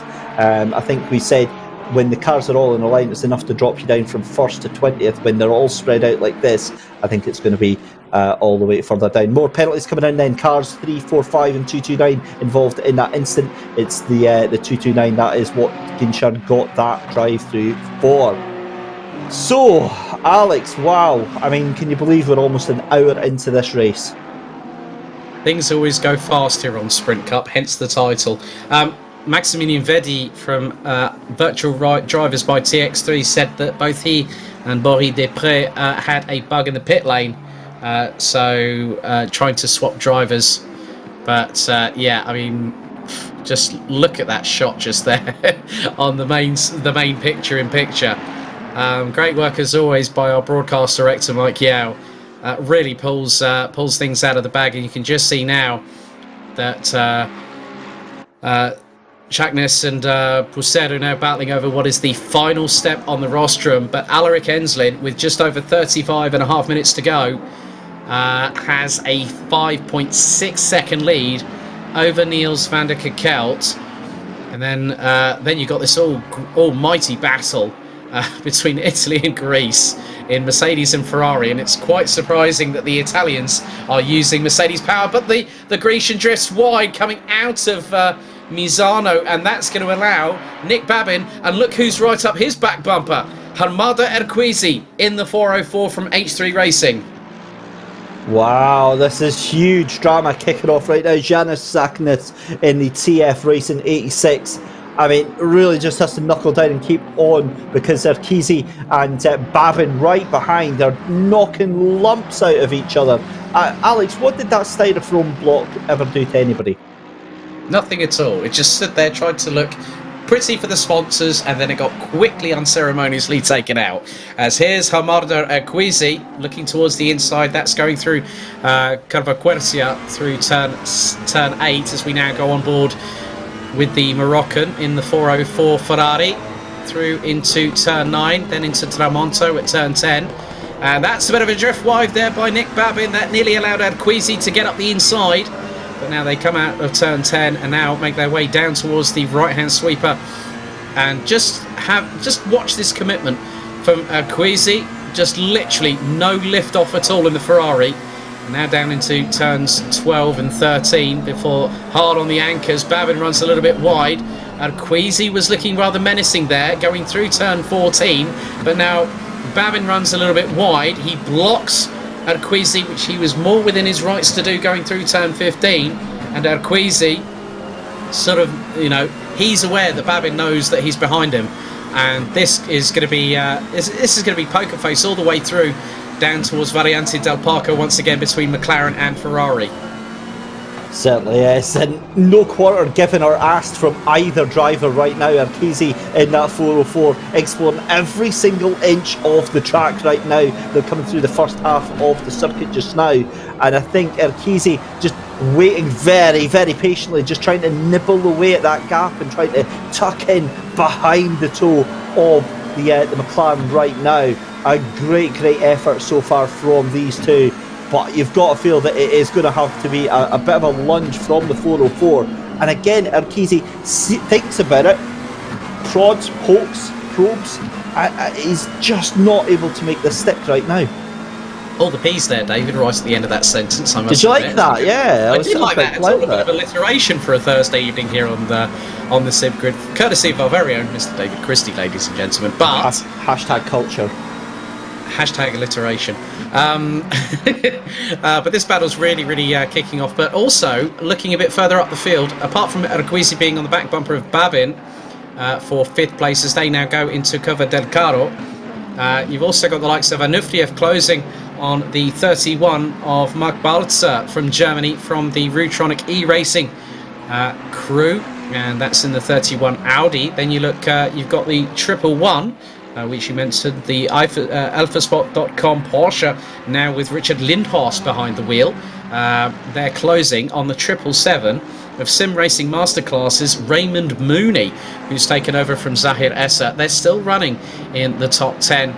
Oh, and I just spotted a lesser spotted Mr. Super Saturday himself, Marcel Fusi, behind the wheel in the 285 Sidemax Motorworks Mercedes, having taken that car over from Harry Spears, and now is just over a second off of Grigory Ivanov in the 41 Lada Sport Rosneft Aston Martin V8 Vantage. So battles all over the shop here at Misano, and we've got just over half an hour to go. The excitement is building. I'm still waiting for that big drama to kick off that I thought was going to happen about 20 minutes after the pit stops. It seems to have all bubbled away and everybody's settled down, which is nice, because this is the sort of racing you want to see. You want to see cars making moves on track rather than bumping each other out the way. But have a look at Kauppinen in that 77, up into 7th place in that 77 machine, in that Graphics engineering machine. I don't think we speak about this enough. We've mentioned it several times through the night, but let's just take into account that car started at the back of the pack and has worked all the way through to 7th place. That is just inspired driving right now. That's 25 positions they gained in the last hour, David. And I don't think Kalpanen's done yet. I mean, still 8.7 seconds behind Arquizi and Babin. I think with the pace that Graphics Engineering is showing, Kalpanen's running in the 134.5s. Arquizi in the 134.7s. Arquizi right on the back bumper, going through the exit of Variante del Parco, and they've got Trackness just up ahead. So this is now what is going to be the battle for 4th position, as we've got half an hour still to go. Through turn 5, into the left at 6, and Arquizi very, very gingerly comes out of turn 6, and then using that immense amount of torque from that 4-litre V8 twin turbocharged engine from that McLaren. Babin just sort of sprints off into the distance through turn 7 and through into Quercia. But it's through the twisty stuff that I've noticed that the Ferrari seems to be a bit more agile in comparison with the McLaren. And the McLaren does tend to light up the rear tyres and send the car sideways, especially when you're going through a right-hander. You put the power down in the McLaren and it boots the back end towards the left-hand side. And that's where Arquizi in the Ferrari, look, he's trying to go for it. Oh, he had a good look up the inside through Corvone, through turn 11. Yeah, it's the Stones doing that. Oh, Babin runs wide. Arquizi up the inside. So Babin runs wide coming out of turn 13. And through Cova del Carro, Armada Arquizi says, thank you very much. Oh, wow. That was like a textbook masterclass of attacking driving right there. That is what every single driver on this grid needs to start watching. That is how you do an overtake. If you can't make it happen by getting past them, then you get in their head and you force a mistake from them. Amazing driving from Arquizi there. Just brilliant stuff. And now that also leaves Nick Babin at the mercy of Kalpanen in that 77 McLaren as well. So yeah, awesome stuff. And he got in his head. You could see that several laps, right? What I was so impressed with Arquizi is the fact that he was right on the back end of Babin for like corner after corner after corner, and he was just nibbling away. He was having a little look here, making sure that Babin saw him at every single opportunity. And when you fill up their mirrors and you fill up their head, that's when the bad things start to happen. And then Nick Babin is now going to be absolutely furious with himself. Well, to be honest with you, it was just a case of relentless pressure from Armada Arquizi on Nick Babin, and Babin just succumbed to it. And it's when those mind games start coming in with the last half hour to go, the drivers are tired. You know, the muscles are starting to ache, the lactic acid buildup happens. And so you're dealing with not just only having to battle for position, you're also having to keep an eye on what's happening around you in terms of what we're seeing here, as we've got Mooney in the 777 Ferrari. He's closing on Vasily Onufriev. And then you've also got Mark Balzer just up ahead. So this is the battle for 8th position. And not too far behind is Richard Lindhaus in the 111. But then Felix Ruppert from Luxembourg in the 16. The XL Racing by Renvelt. And they've stealthily climbed their way up the order as Vasily Onufriev looking every which way. But at the moment, not past Mark Balzer as they come through turn 15. And then into turn 16. And the other thing is that the McLarens, I think, might be suffering a little bit. And it's a very good point that was actually, Arno Cosmin actually mentioned on the YouTube chat, saying that the McLarens may have overheated on the left. And there is Benedetti on the comeback trail trying to go past Yannick Hammer through for 17th position. That's through turn 15, gets the switchback there. But Yannick Hammer keeps ahead of the Ferrari as they go through turn 16. And one of the other things, all I'm going to say here, is just watch out for Hamada Arquizi. He's running nearly 4/10 of a second quicker than the 86 Ferrari that currently occupies P4. You know what? I think Arquizi is not done yet, and we've still got 26 minutes. Could it be a second successive podium for H3 Racing tonight? It very, very possibly could be, because it is a huge drive going on right now for Erkizi. And it really, I mean, the fact that he's 0.6 of a second, on the pace of the leader is just incredible. So good. Instant between cars 2.14 and car 39 that happened on lap 36. That has been judged to be a racing incident. So the 2.14 and the 39, that is of course Rob Taplin and Jaroslav Honzig. That is a racing incident. So, Alex, 25 minutes left to go. We're watching Marius Tvorziglo in the McLaren trying to catch up on Felix Rupert. I mean, that car has been in the wars, that number 7 today.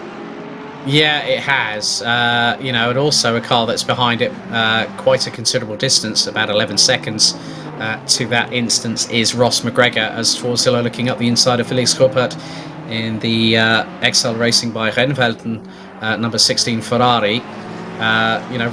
Luca Buck was in the wars. So realistically, it's now about just getting to the end of the race. It's about conserving the tyres. But you tell drivers that are full of red mist right now, as we see the live championship table, H3 Racing, that's the pairing of Whitehead and Arquizi, will be at this particular moment in time 26 points ahead of the number 16 of that is Rupert and Wolmuth in the 16 Ferrari. Then it's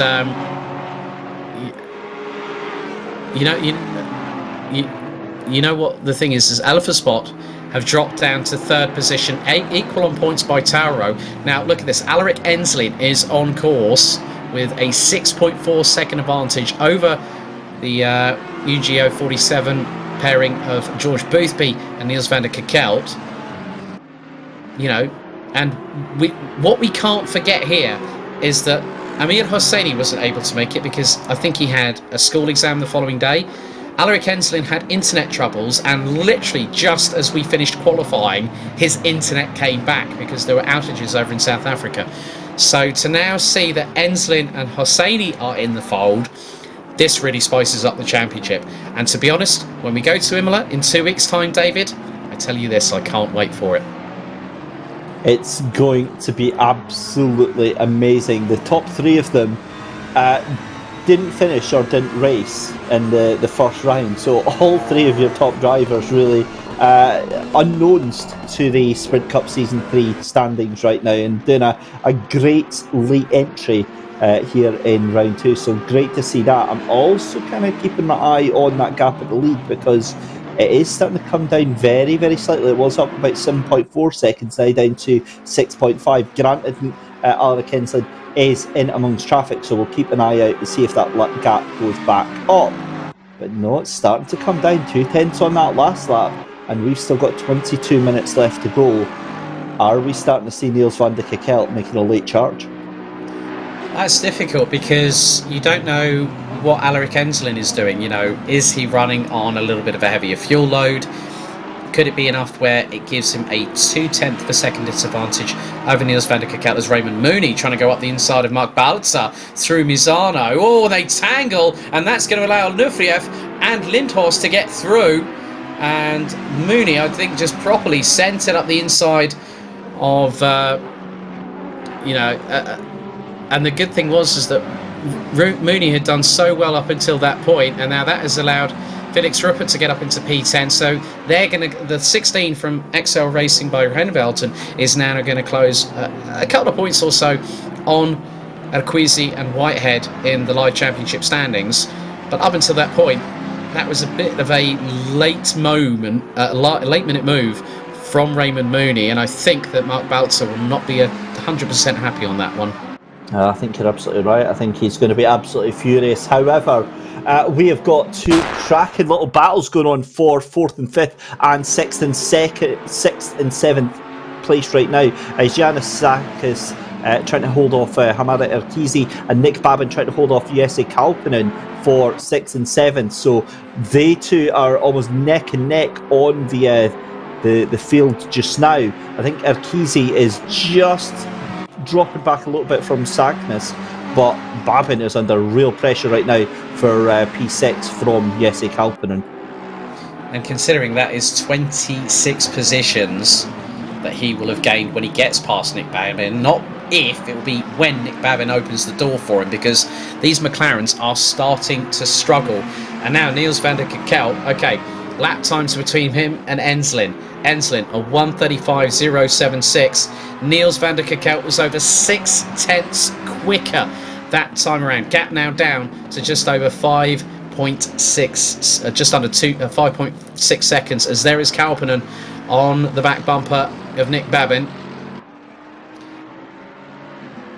And also, the biggest thing is that Mooney and Balzer, Balzer lost a heck of a lot of points in terms of that.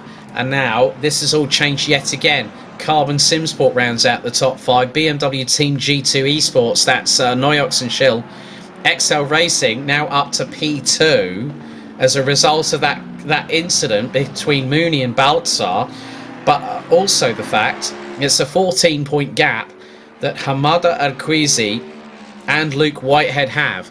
Now, if they get into 4th position, because Jagnes is starting to struggle in that Ferrari, and that is going to be a rather interesting fight. And when I tell you that the points, that will give another 2 points. That will give them another 2 points. So they're P5 at the moment, 50 points for Arquizi and Whitehead. Now the battle really kicks on as they go through into Variante del Parco. Jagnes starting to struggle a little bit in the 86 TF Racing car, but Arquizi just waiting and biding his time. They come through turn 3. Now the run down into turn 4, and you can just see how much more composed and how much more confident Hamada Arquizi is in that 404, and I think Sagnis knows it. Certainly does, and it's only going to be a matter of time, you've got to say, because he's doing exactly what we saw before from Babin and Arquizi, because Arquizi just constantly looking about. He's jiggling about left, right, centre. All he's trying to do is just take Sagnis's attention away from the corner and into his rear view mirror, trying to get him looking at Arquizi instead of concentrating on what he's doing. Beautiful, beautiful attack and driving, and he's keeping it on the track. And not only that, I think that don't be surprised if we see Sagnis going very, very wide at one of these corners. Yeah, very much the case. As you can see, they go through into turn 13, now into the right-hander hairpin at Curva del Carro. 18 minutes still on the clock for round 2 here at Misano for season 3 of the Sprint Cup here on the Sim Grid.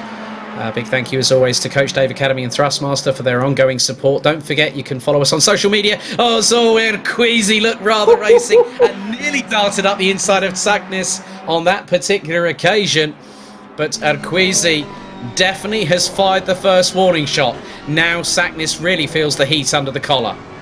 Oh, wow, that was awesome. Oh, now what has happened to Puskedu?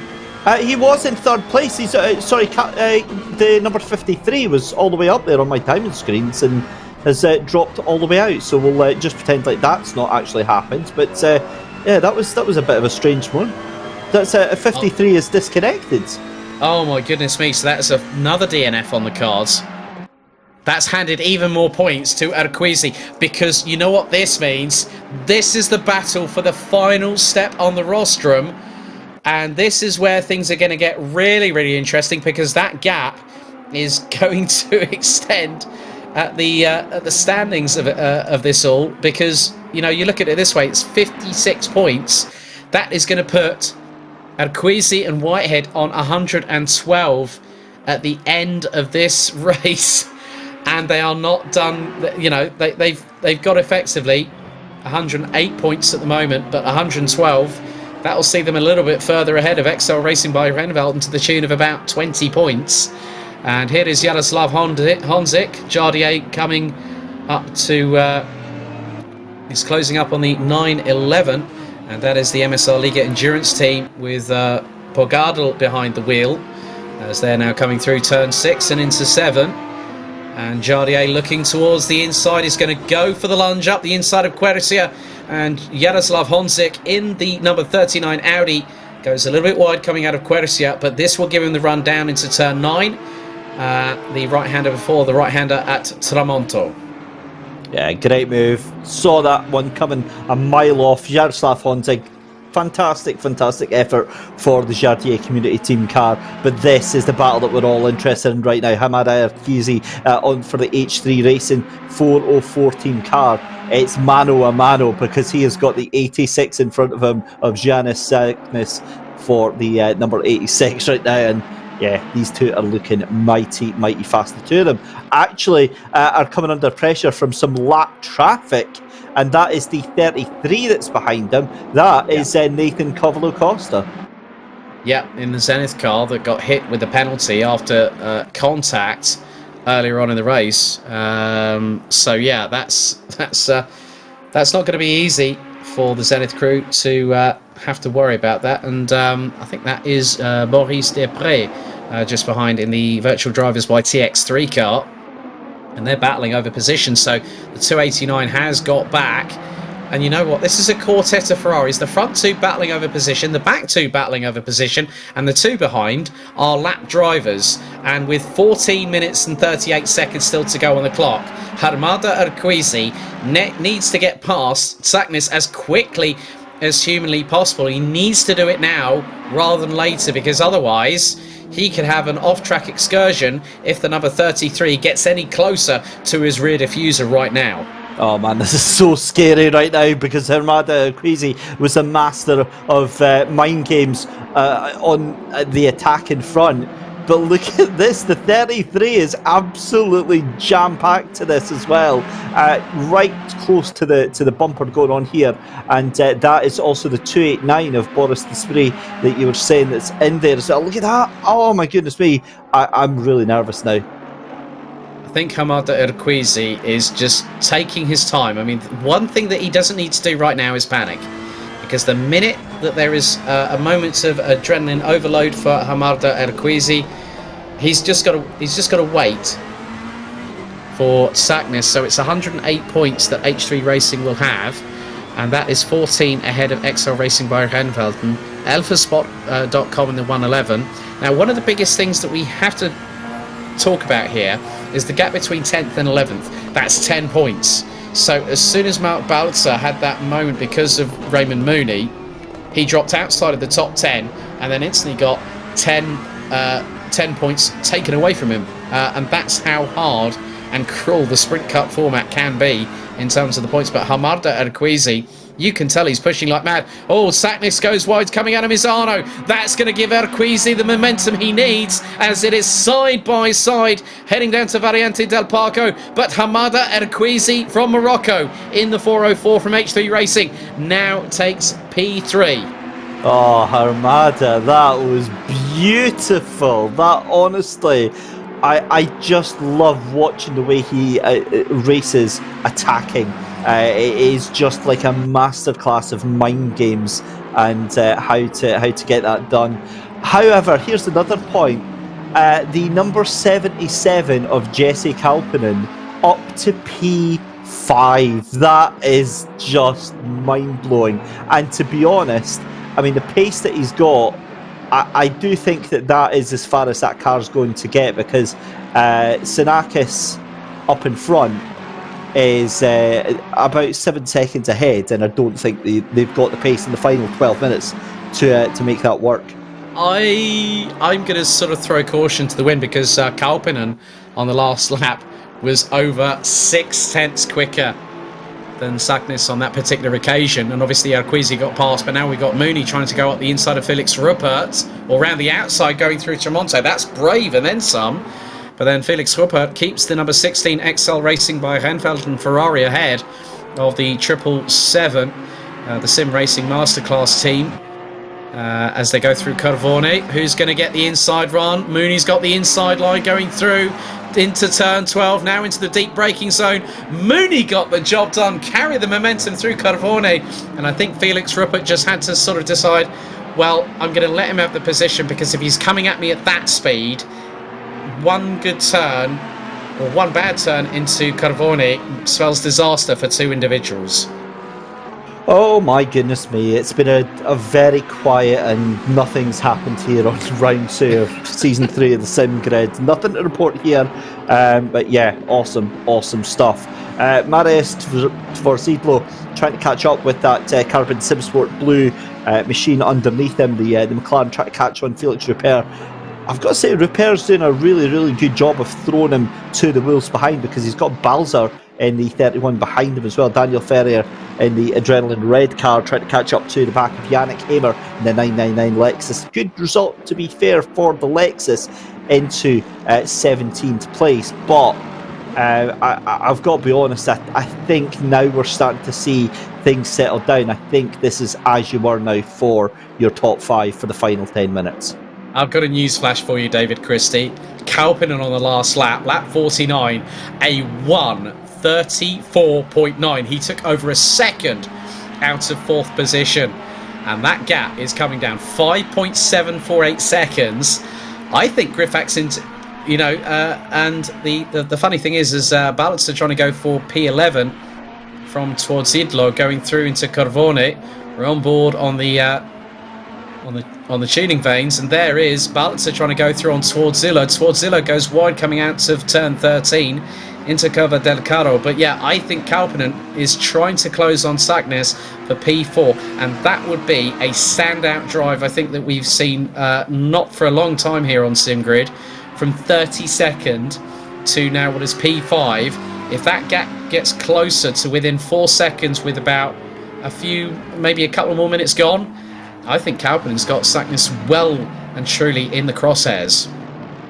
It certainly could happen. I mean, we've certainly seen stranger things over the course of the season so far, and yeah, it's a difficult one, because obviously we want to see an amazing finish to this race, but after all the hijinks that we've had in the past hour or so, I'd be quite happy to see a very cool, calm and collected finish for these drivers.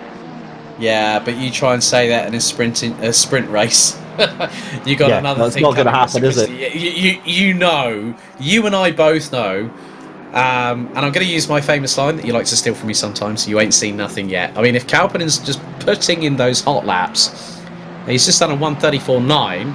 Sagnes has just done a 1:35.6. So that gap is coming down, and it's coming down every single lap. So Kalpinen is gunning for P4. That will be 28 positions over the course of an hour and a half. And if I'm honest, that has been one of the best drives, if not the best drive, in terms of circumventing your way through the field whilst everyone loses their heads, and you have to start from 32nd position on the last row on the grid. That, to me, just shows how both Silverleinen and Kalpinen have done such a great job tonight, and this could put them into the championship fight here after the second round. And it's fairly unexpected as well, because they were just looking to get a decent result. I don't think they could have forecast anything that has transpired in the past 83 minutes, and yeah, I think they will absolutely take it. But further down the field, some cracking battles. I mean, as I said, I've got a big vested interest in Richard Lindhorst and Florian Becker in that 111 Porsche. Great job to get them through to P8, and it's a drive-through penalty for Martin Tvorsidlo. So yeah, that's not that great, and that is going to be an automatically assigned one for track limits. To be fair, I was kind of expecting to see a lot more of them tonight, Alex, with the wide runoff areas here. I think, when you come to tracks like Misano, and then we go to Imola in 2 weeks' time on April the 8th, these are two tracks are very, very technical, but you've also got to use the right etiquette. You've got to be very, very clean and precise. As you can see, we're on board with Raymond Mooney. Now, that was through Carbone. Oh, he goes to the outside of Lindhorst. That's going through turn 13. Oh, Mooney definitely went for it. Now, that will be a track cut there for sure for him. But look, Felix Rupert now closing in, and this could close things in the championship battle after round 2 very, very nicely indeed, because if Felix Rupert gets up into 8th position, that's going to help them close the gap to H3 Racing. Yeah, it's one of those things, and as I said earlier, again, we're seeing it. You know, these drivers are filled with adrenaline. Their beats per minute is going through the roof. And they're having to really, really fight. And to see battles like this right to the end, I mean, Mooney's very, very lucky at the moment, because I think he's getting ever, ever closer. Possibly, if he gets another track cut or another 2, that's it, game over for the top 10 for the 777. They finished in 16th last time at Snetterton. So Mooney and Zahir Essa want to make good their intentions, as that's a great move by Mooney through Quercia on Richard Lindhorst, but Lindhorst in the Porsche trying to get the cut back. Mooney uses the pure torque of that 3.9 litre twin-turbo V8 Ferrari power plant to great advantage, and keeps it now in P8 with just over 5 minutes on the clock to go. Just watching the battle between Urquizy and Sinakis as well. Sinakis, I thought, was falling back to Kalpinen in that 77 for 5th place, but again just bumps the gap up to 2.1 seconds, so I think he's going to be fairly safe with 5 minutes left to go. But it's just been an absolute domination for the McLarens and the Ferraris. 2 McLarens in the top 2 Ferraris 3rd and 4th place. Then you've got Mercedes, McLaren, Aston Martin, Porsche, and 2 Ferraris rounding out your top 10. It's been a fantastic, fantastic race, and not all that long left to go. Still just over 4.5 minutes. We're now on the battle with Daniel Ferrier in the 345 Adrenaline Red Ferrari, closing on KEK Sim Racing's Yannick Hammer. And they have got Sasha Glatter and Sheldon Muscat behind them. So this is a real battle here for what is going to be 17th position, as we switch back quickly to Felix Ruppert in the XL Racing by Henvelten number 16 Ferrari, looking to get past Richard Lindhorst. Now the thing is that Ruppert could go for broke and try and catch Mooney, but I don't think he's going to be close enough in the next 4 minutes to do so, because he's obviously got to get past that very, very brightly coloured Porsche, as that's a run wide there for Mooney. That was coming through turn 8 through Quercia. And now, with these last few moments of exchanges here, David, as now, is that towards Zilo? Is that a massive drama? Because Fuzi's got past him. Now Yannick Hammer has. Daniel Ferrier has too. So towards... That's gonna be a 5-way at the moment if Sheldon Scott Muscat manages to close up onto them, and 6.4 seconds behind him. Oh, that's nearly 3 abreast. Sasha Glatter nearly giving me a heart attack in the process, going through Quercia. But Swartzillo still keeping his foot stuck in the McLaren, but I think that car is dropping off. Those tyres look to be rather wounded because of the track temperature. Oh, there's contact between Glatter and Swartzillo, and that allows Sheldon Muscat to get into the thick of the action. The Maltese driver now closing in on Daniel Ferrier and also Yannick Hammer as they go through Corvone, 2 abreast between Ferrier and Hammer. And it looks like Sheldon Muscat waiting in the wings. They go through turn 13. Oh, sideways for Ferrier. And then Muscat trying to go around the outside of Curva del Carro with 2 3/4 minutes remaining on the clock. We know that things at the front of the field are very much, pretty much going to be decided. But now, in the battle for 17th, we're not quite done yet, David. Whew. 2.5 minutes left to go, and we're still fighting away here. Felix Ruperto caught up to the back of Richard Lindhorst. Lindhorst, great charge. I wonder if the tyres have just fallen away from that Porsche right now, because Mooney got past him no problem for 8th place, and now Rupert looks to try and take that 9th place as well. Yeah, possibly, maybe because it's rear-wheel drive and it's rear engine, that Porsche. The centre of gravity is located a bit further back in the car, so maybe that spooled up the rear tyres a little bit more. But the battle for 16th position still rages on. Yannick Hammer still battling away with Daniel Ferrier, with Ferrier looking towards the outside, going through into turn 8, and then tries to get the switch back. Sheldon Muscat a little bit tighter on the apex there too, as Glatter and Swartzillo still battling away over 19th, as through into turn 9, then into Tramonto. Muscat towards the outside of Ferrier, looking to possibly get the cutback coming out of turn 10, as they now go through into turn 11 at Corvone. And this is where it all really comes down to brass tacks. And if I'm honest with you, Alaric Enslin now coming through turn 10 at the minute.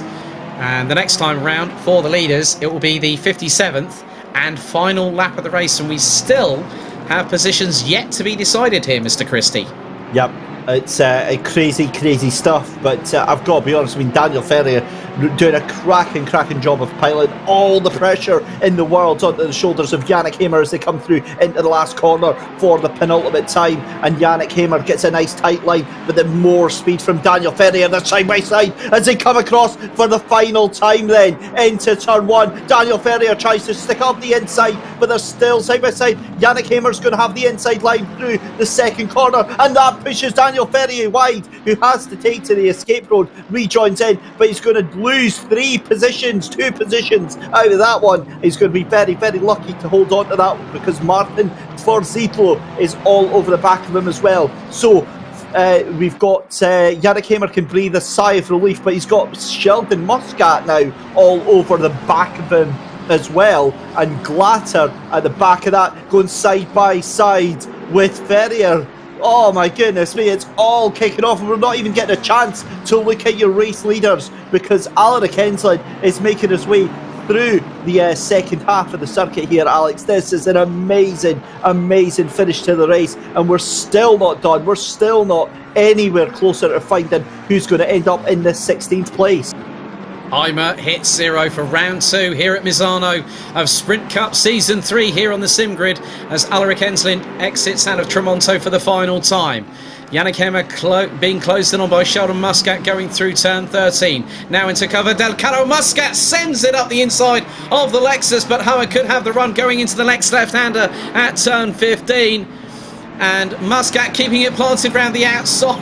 Oh my goodness, that's brave from the Maltese driver as Tvorzillo and Sasha Glatter nearly come to blows coming out of Misano.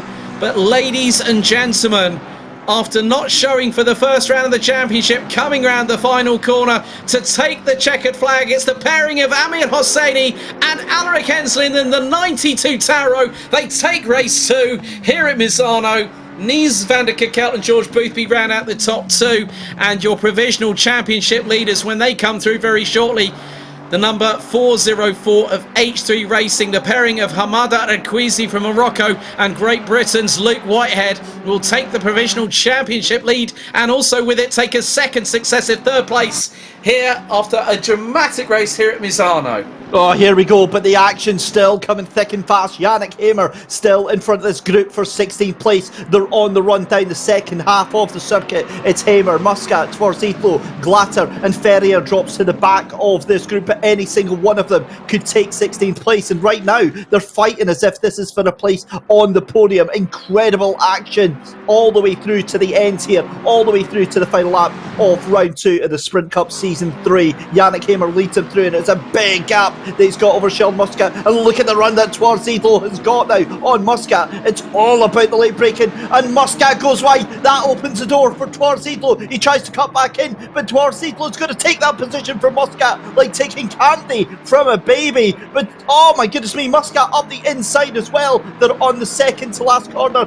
Here we go into the last corner then. It's going to be Yannick Hamer from Sheldon Muscat, from Martin Tvorzitlo, Sven Glatter, and then Daniel Ferrier. What an amazing finish for these 5 cars.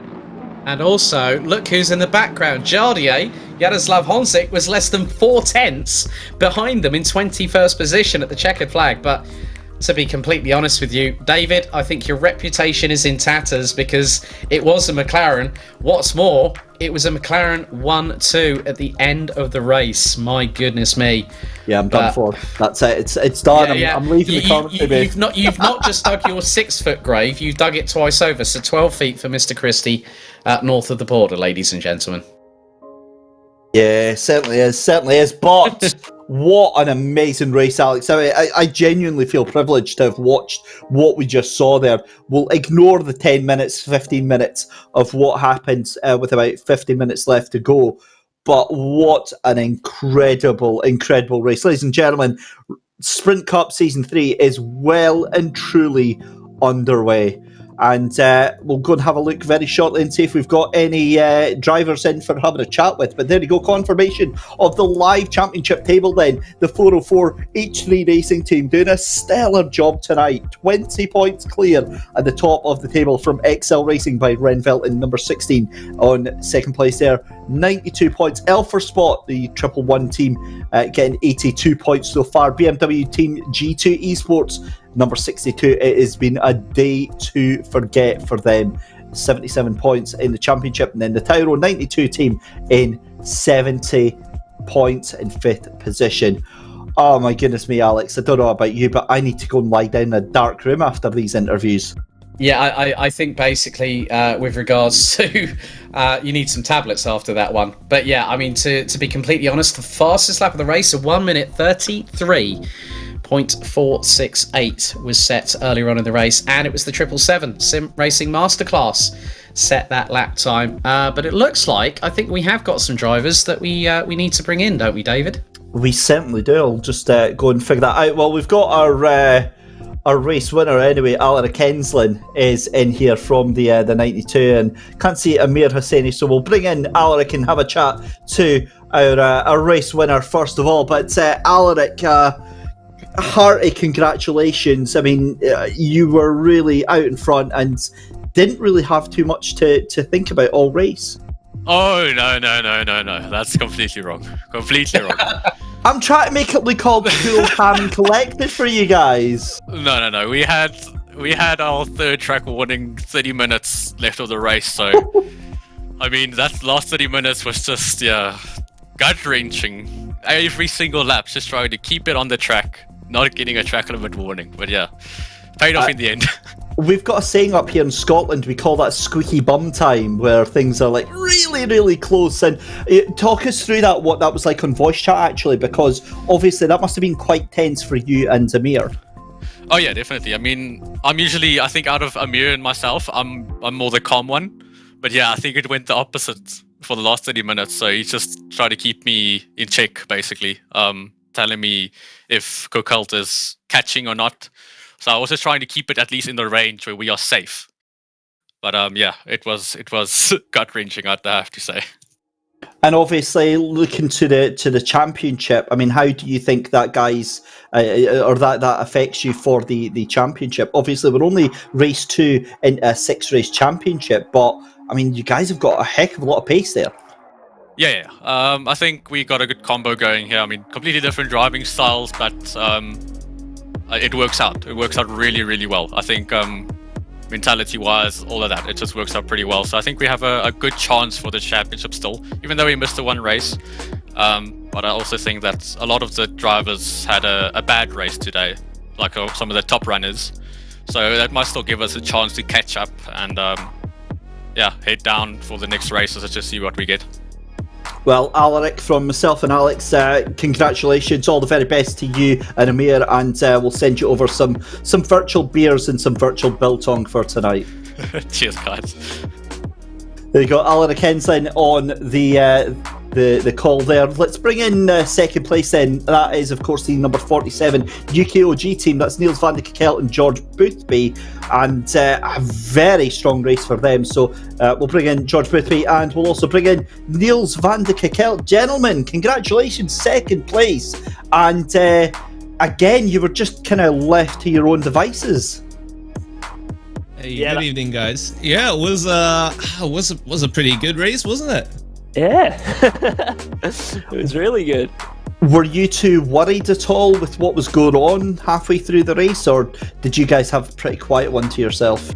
So it was. We started out in first, and I think in the race the car was quite slidey. I feel like the Ferraris were quick at the start of the stint, and then they slowed down a little bit towards the end. Whereas for the whole stint for us, we were sort of like in the middle.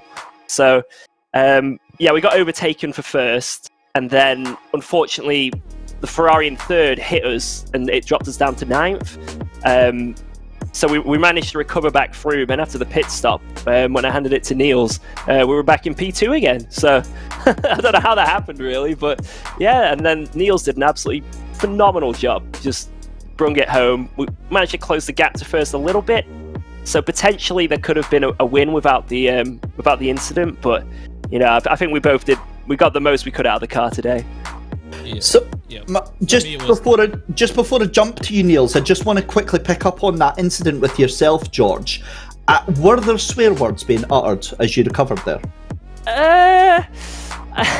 You don't have to repeat them. I'll have to look back on the stream, but it wasn't too bad, honestly.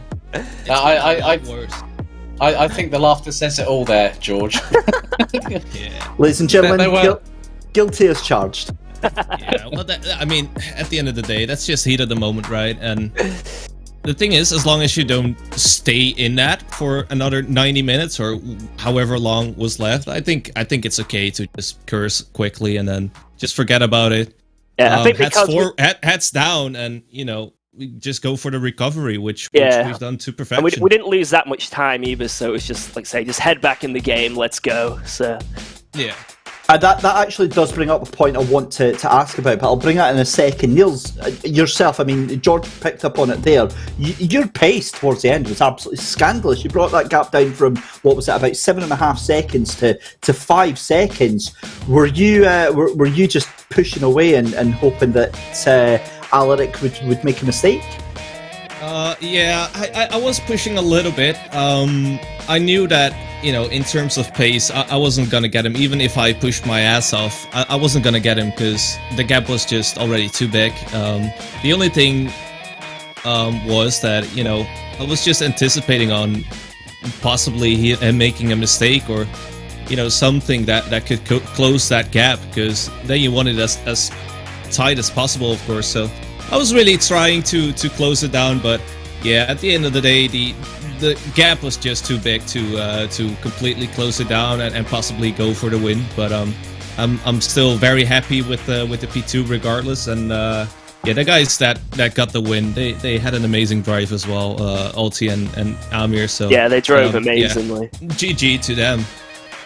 And just finally, just again on that incident halfway through for yourself, George, and for yourself as well, Niels, when you get a moment like that, how do you instantly snap out of that rage, that whole, that moment of thinking about what has just happened and focus back on things? Do you guys have a little thing a little ritual that you both do? I mean, it depends how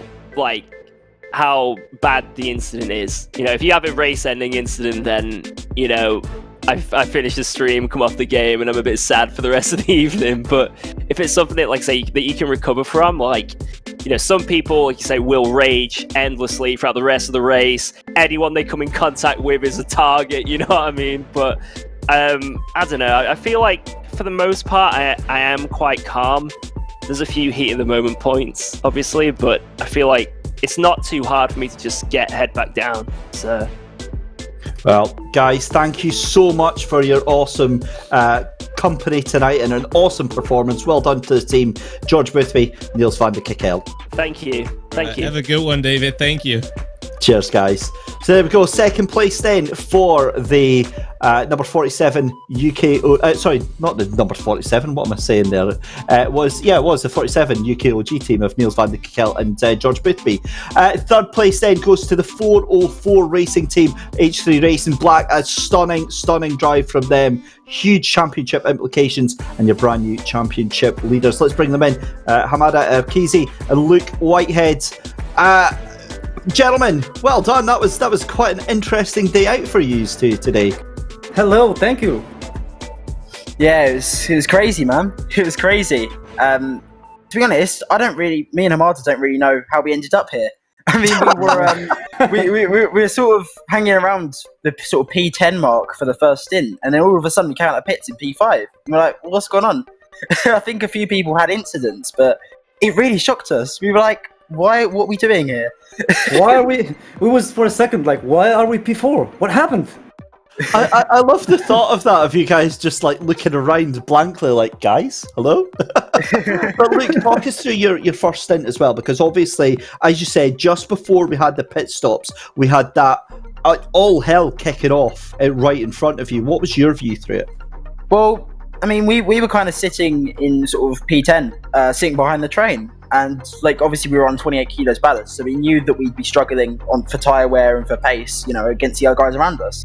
So I was kind of just sitting there waiting for it to all go off, and then of course Dal King and one of the other cars, they both crashed into the pits, which was a very peculiar thing to witness. And then of course, obviously we made a couple of moves, and yeah, I think we were P8 coming into the pits. The approach was to stay out of trouble as much as possible, because in race 1 we saw that just keeping out of trouble really paid dividends, and people crashed and people made mistakes, and then we picked up the pieces, and that kind of happened again, but a lot more surprisingly since it was dry, and obviously since we had 28 kilos ballast. So yeah, and obviously we came out the pits. Hamada did a phenomenal job. Was really consistent every lap, and came home P3.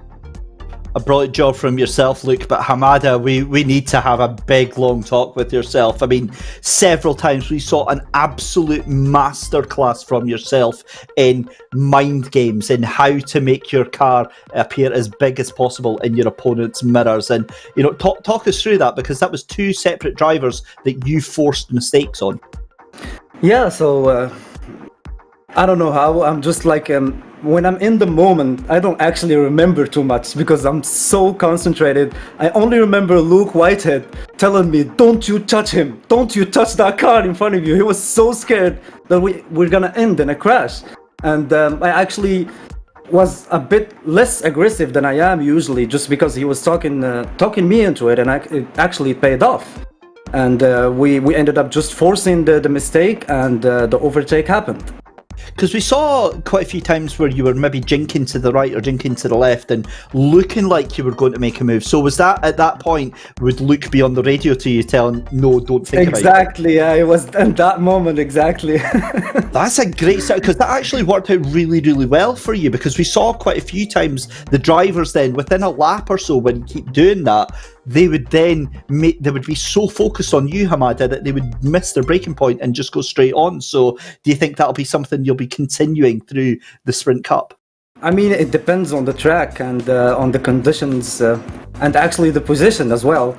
So if you are high up, there's no need to be so aggressive and jeopardize the position. But if you are back and trying to catch up to people, you need to be a bit more aggressive and play mind games with your opponent in front. So you push him into doing the mistake. For sure. Well, final question, guys. Championship leaders, how does that sound? I don't know. I don't know how that happened. It's scary, man. It's scary because this is the first big championship I've ever entered. The first one against the likes of Jardier and all of these big guns. So to be in, even in the running, is just a shock to me. But Hamada did an awesome job in quali. I think we really deserve it. I don't know. Chat are calling you two aliens right now. How do you answer those charges? We try our best. We're trying our best. Well, thank you so much for joining us tonight. Luke Whitehead, Hamada Arkizi, current championship leaders here in the Sprint Cup. Have a great night, guys. Thank you very much. Thank you, you too. So there we go. Wow. Alex, what a night we've had. A huge championship changing night, and some stern words, I think, from race control are going to be had as well. I think round 3 at Imola in just 2 weeks' time, on April the 8th, will really sort of put into position who we're going to see is going to be at the sharp end of the championship fight. However, a bit of a reminder of what's coming up here on the sim grid. In just 42 hours, yes, 42 hours, Super Saturday returns for the final race weekend, and also the third round of Best of British. We'll have the Super Trofeo, the Ginetta Cup, and also the BMW Challenge, which will have the M6 GT3. You'll have myself and Luke Rogers on commentary for the support races, with David Christie returning with the one, the only Mr. Lewis McGlade for the Best of British round 3 at Silverstone. Also, next Thursday evening, that makes it the 1st of April 2021, qualifying for the first of 5 rounds for the second season of the Sim Grid, powered by VCO World Cup. $20,000 prize fund, 5 rounds, 2 splits. We'll have live qualifying in just a week's time And we will also have a top 10 Super Bowl shootout for both splits at Mount Panorama. Looking rather exciting. But yeah, once again, we can't really thank anybody enough apart from the likes of Coach Dave Academy and Thrustmaster as well. You can see the calendar. Imola is going to be round 3, another tight technical Italian circuit. It's going to really put the cat amongst the pigeons, I think, in 2 weeks' time, David. Yeah, it certainly is. Is it GT3 racing at all if we don't visit either Imola or Monza? So Imola, as Alex says, in 2 weeks' time. Huge thanks, of course, to Alex Goldschmidt for your expert analysis and your wonderful company here in the Virtual Commentary Box. And we've also got to say a huge thank you to, as Alex said, Coach Dave Academy, our commercial partners, as well as Thrustmaster, and as always to our amazing production team behind the scenes, giving us all the wonderful audio visual treats and all the information behind the scenes. That is, of course, Michael Yao and Michael Hamlet as well. But that's it, guys. Join us on Saturday then for more action here from the SimGrid. Super Saturday kicks off, and then we are back, as Alex said, next week for qualifying for Season 2 of the World Cup. I've been Dave Christie. He's been Alex Goldschmidt. Have a wonderful night, and we'll see you next time. Good night, everybody.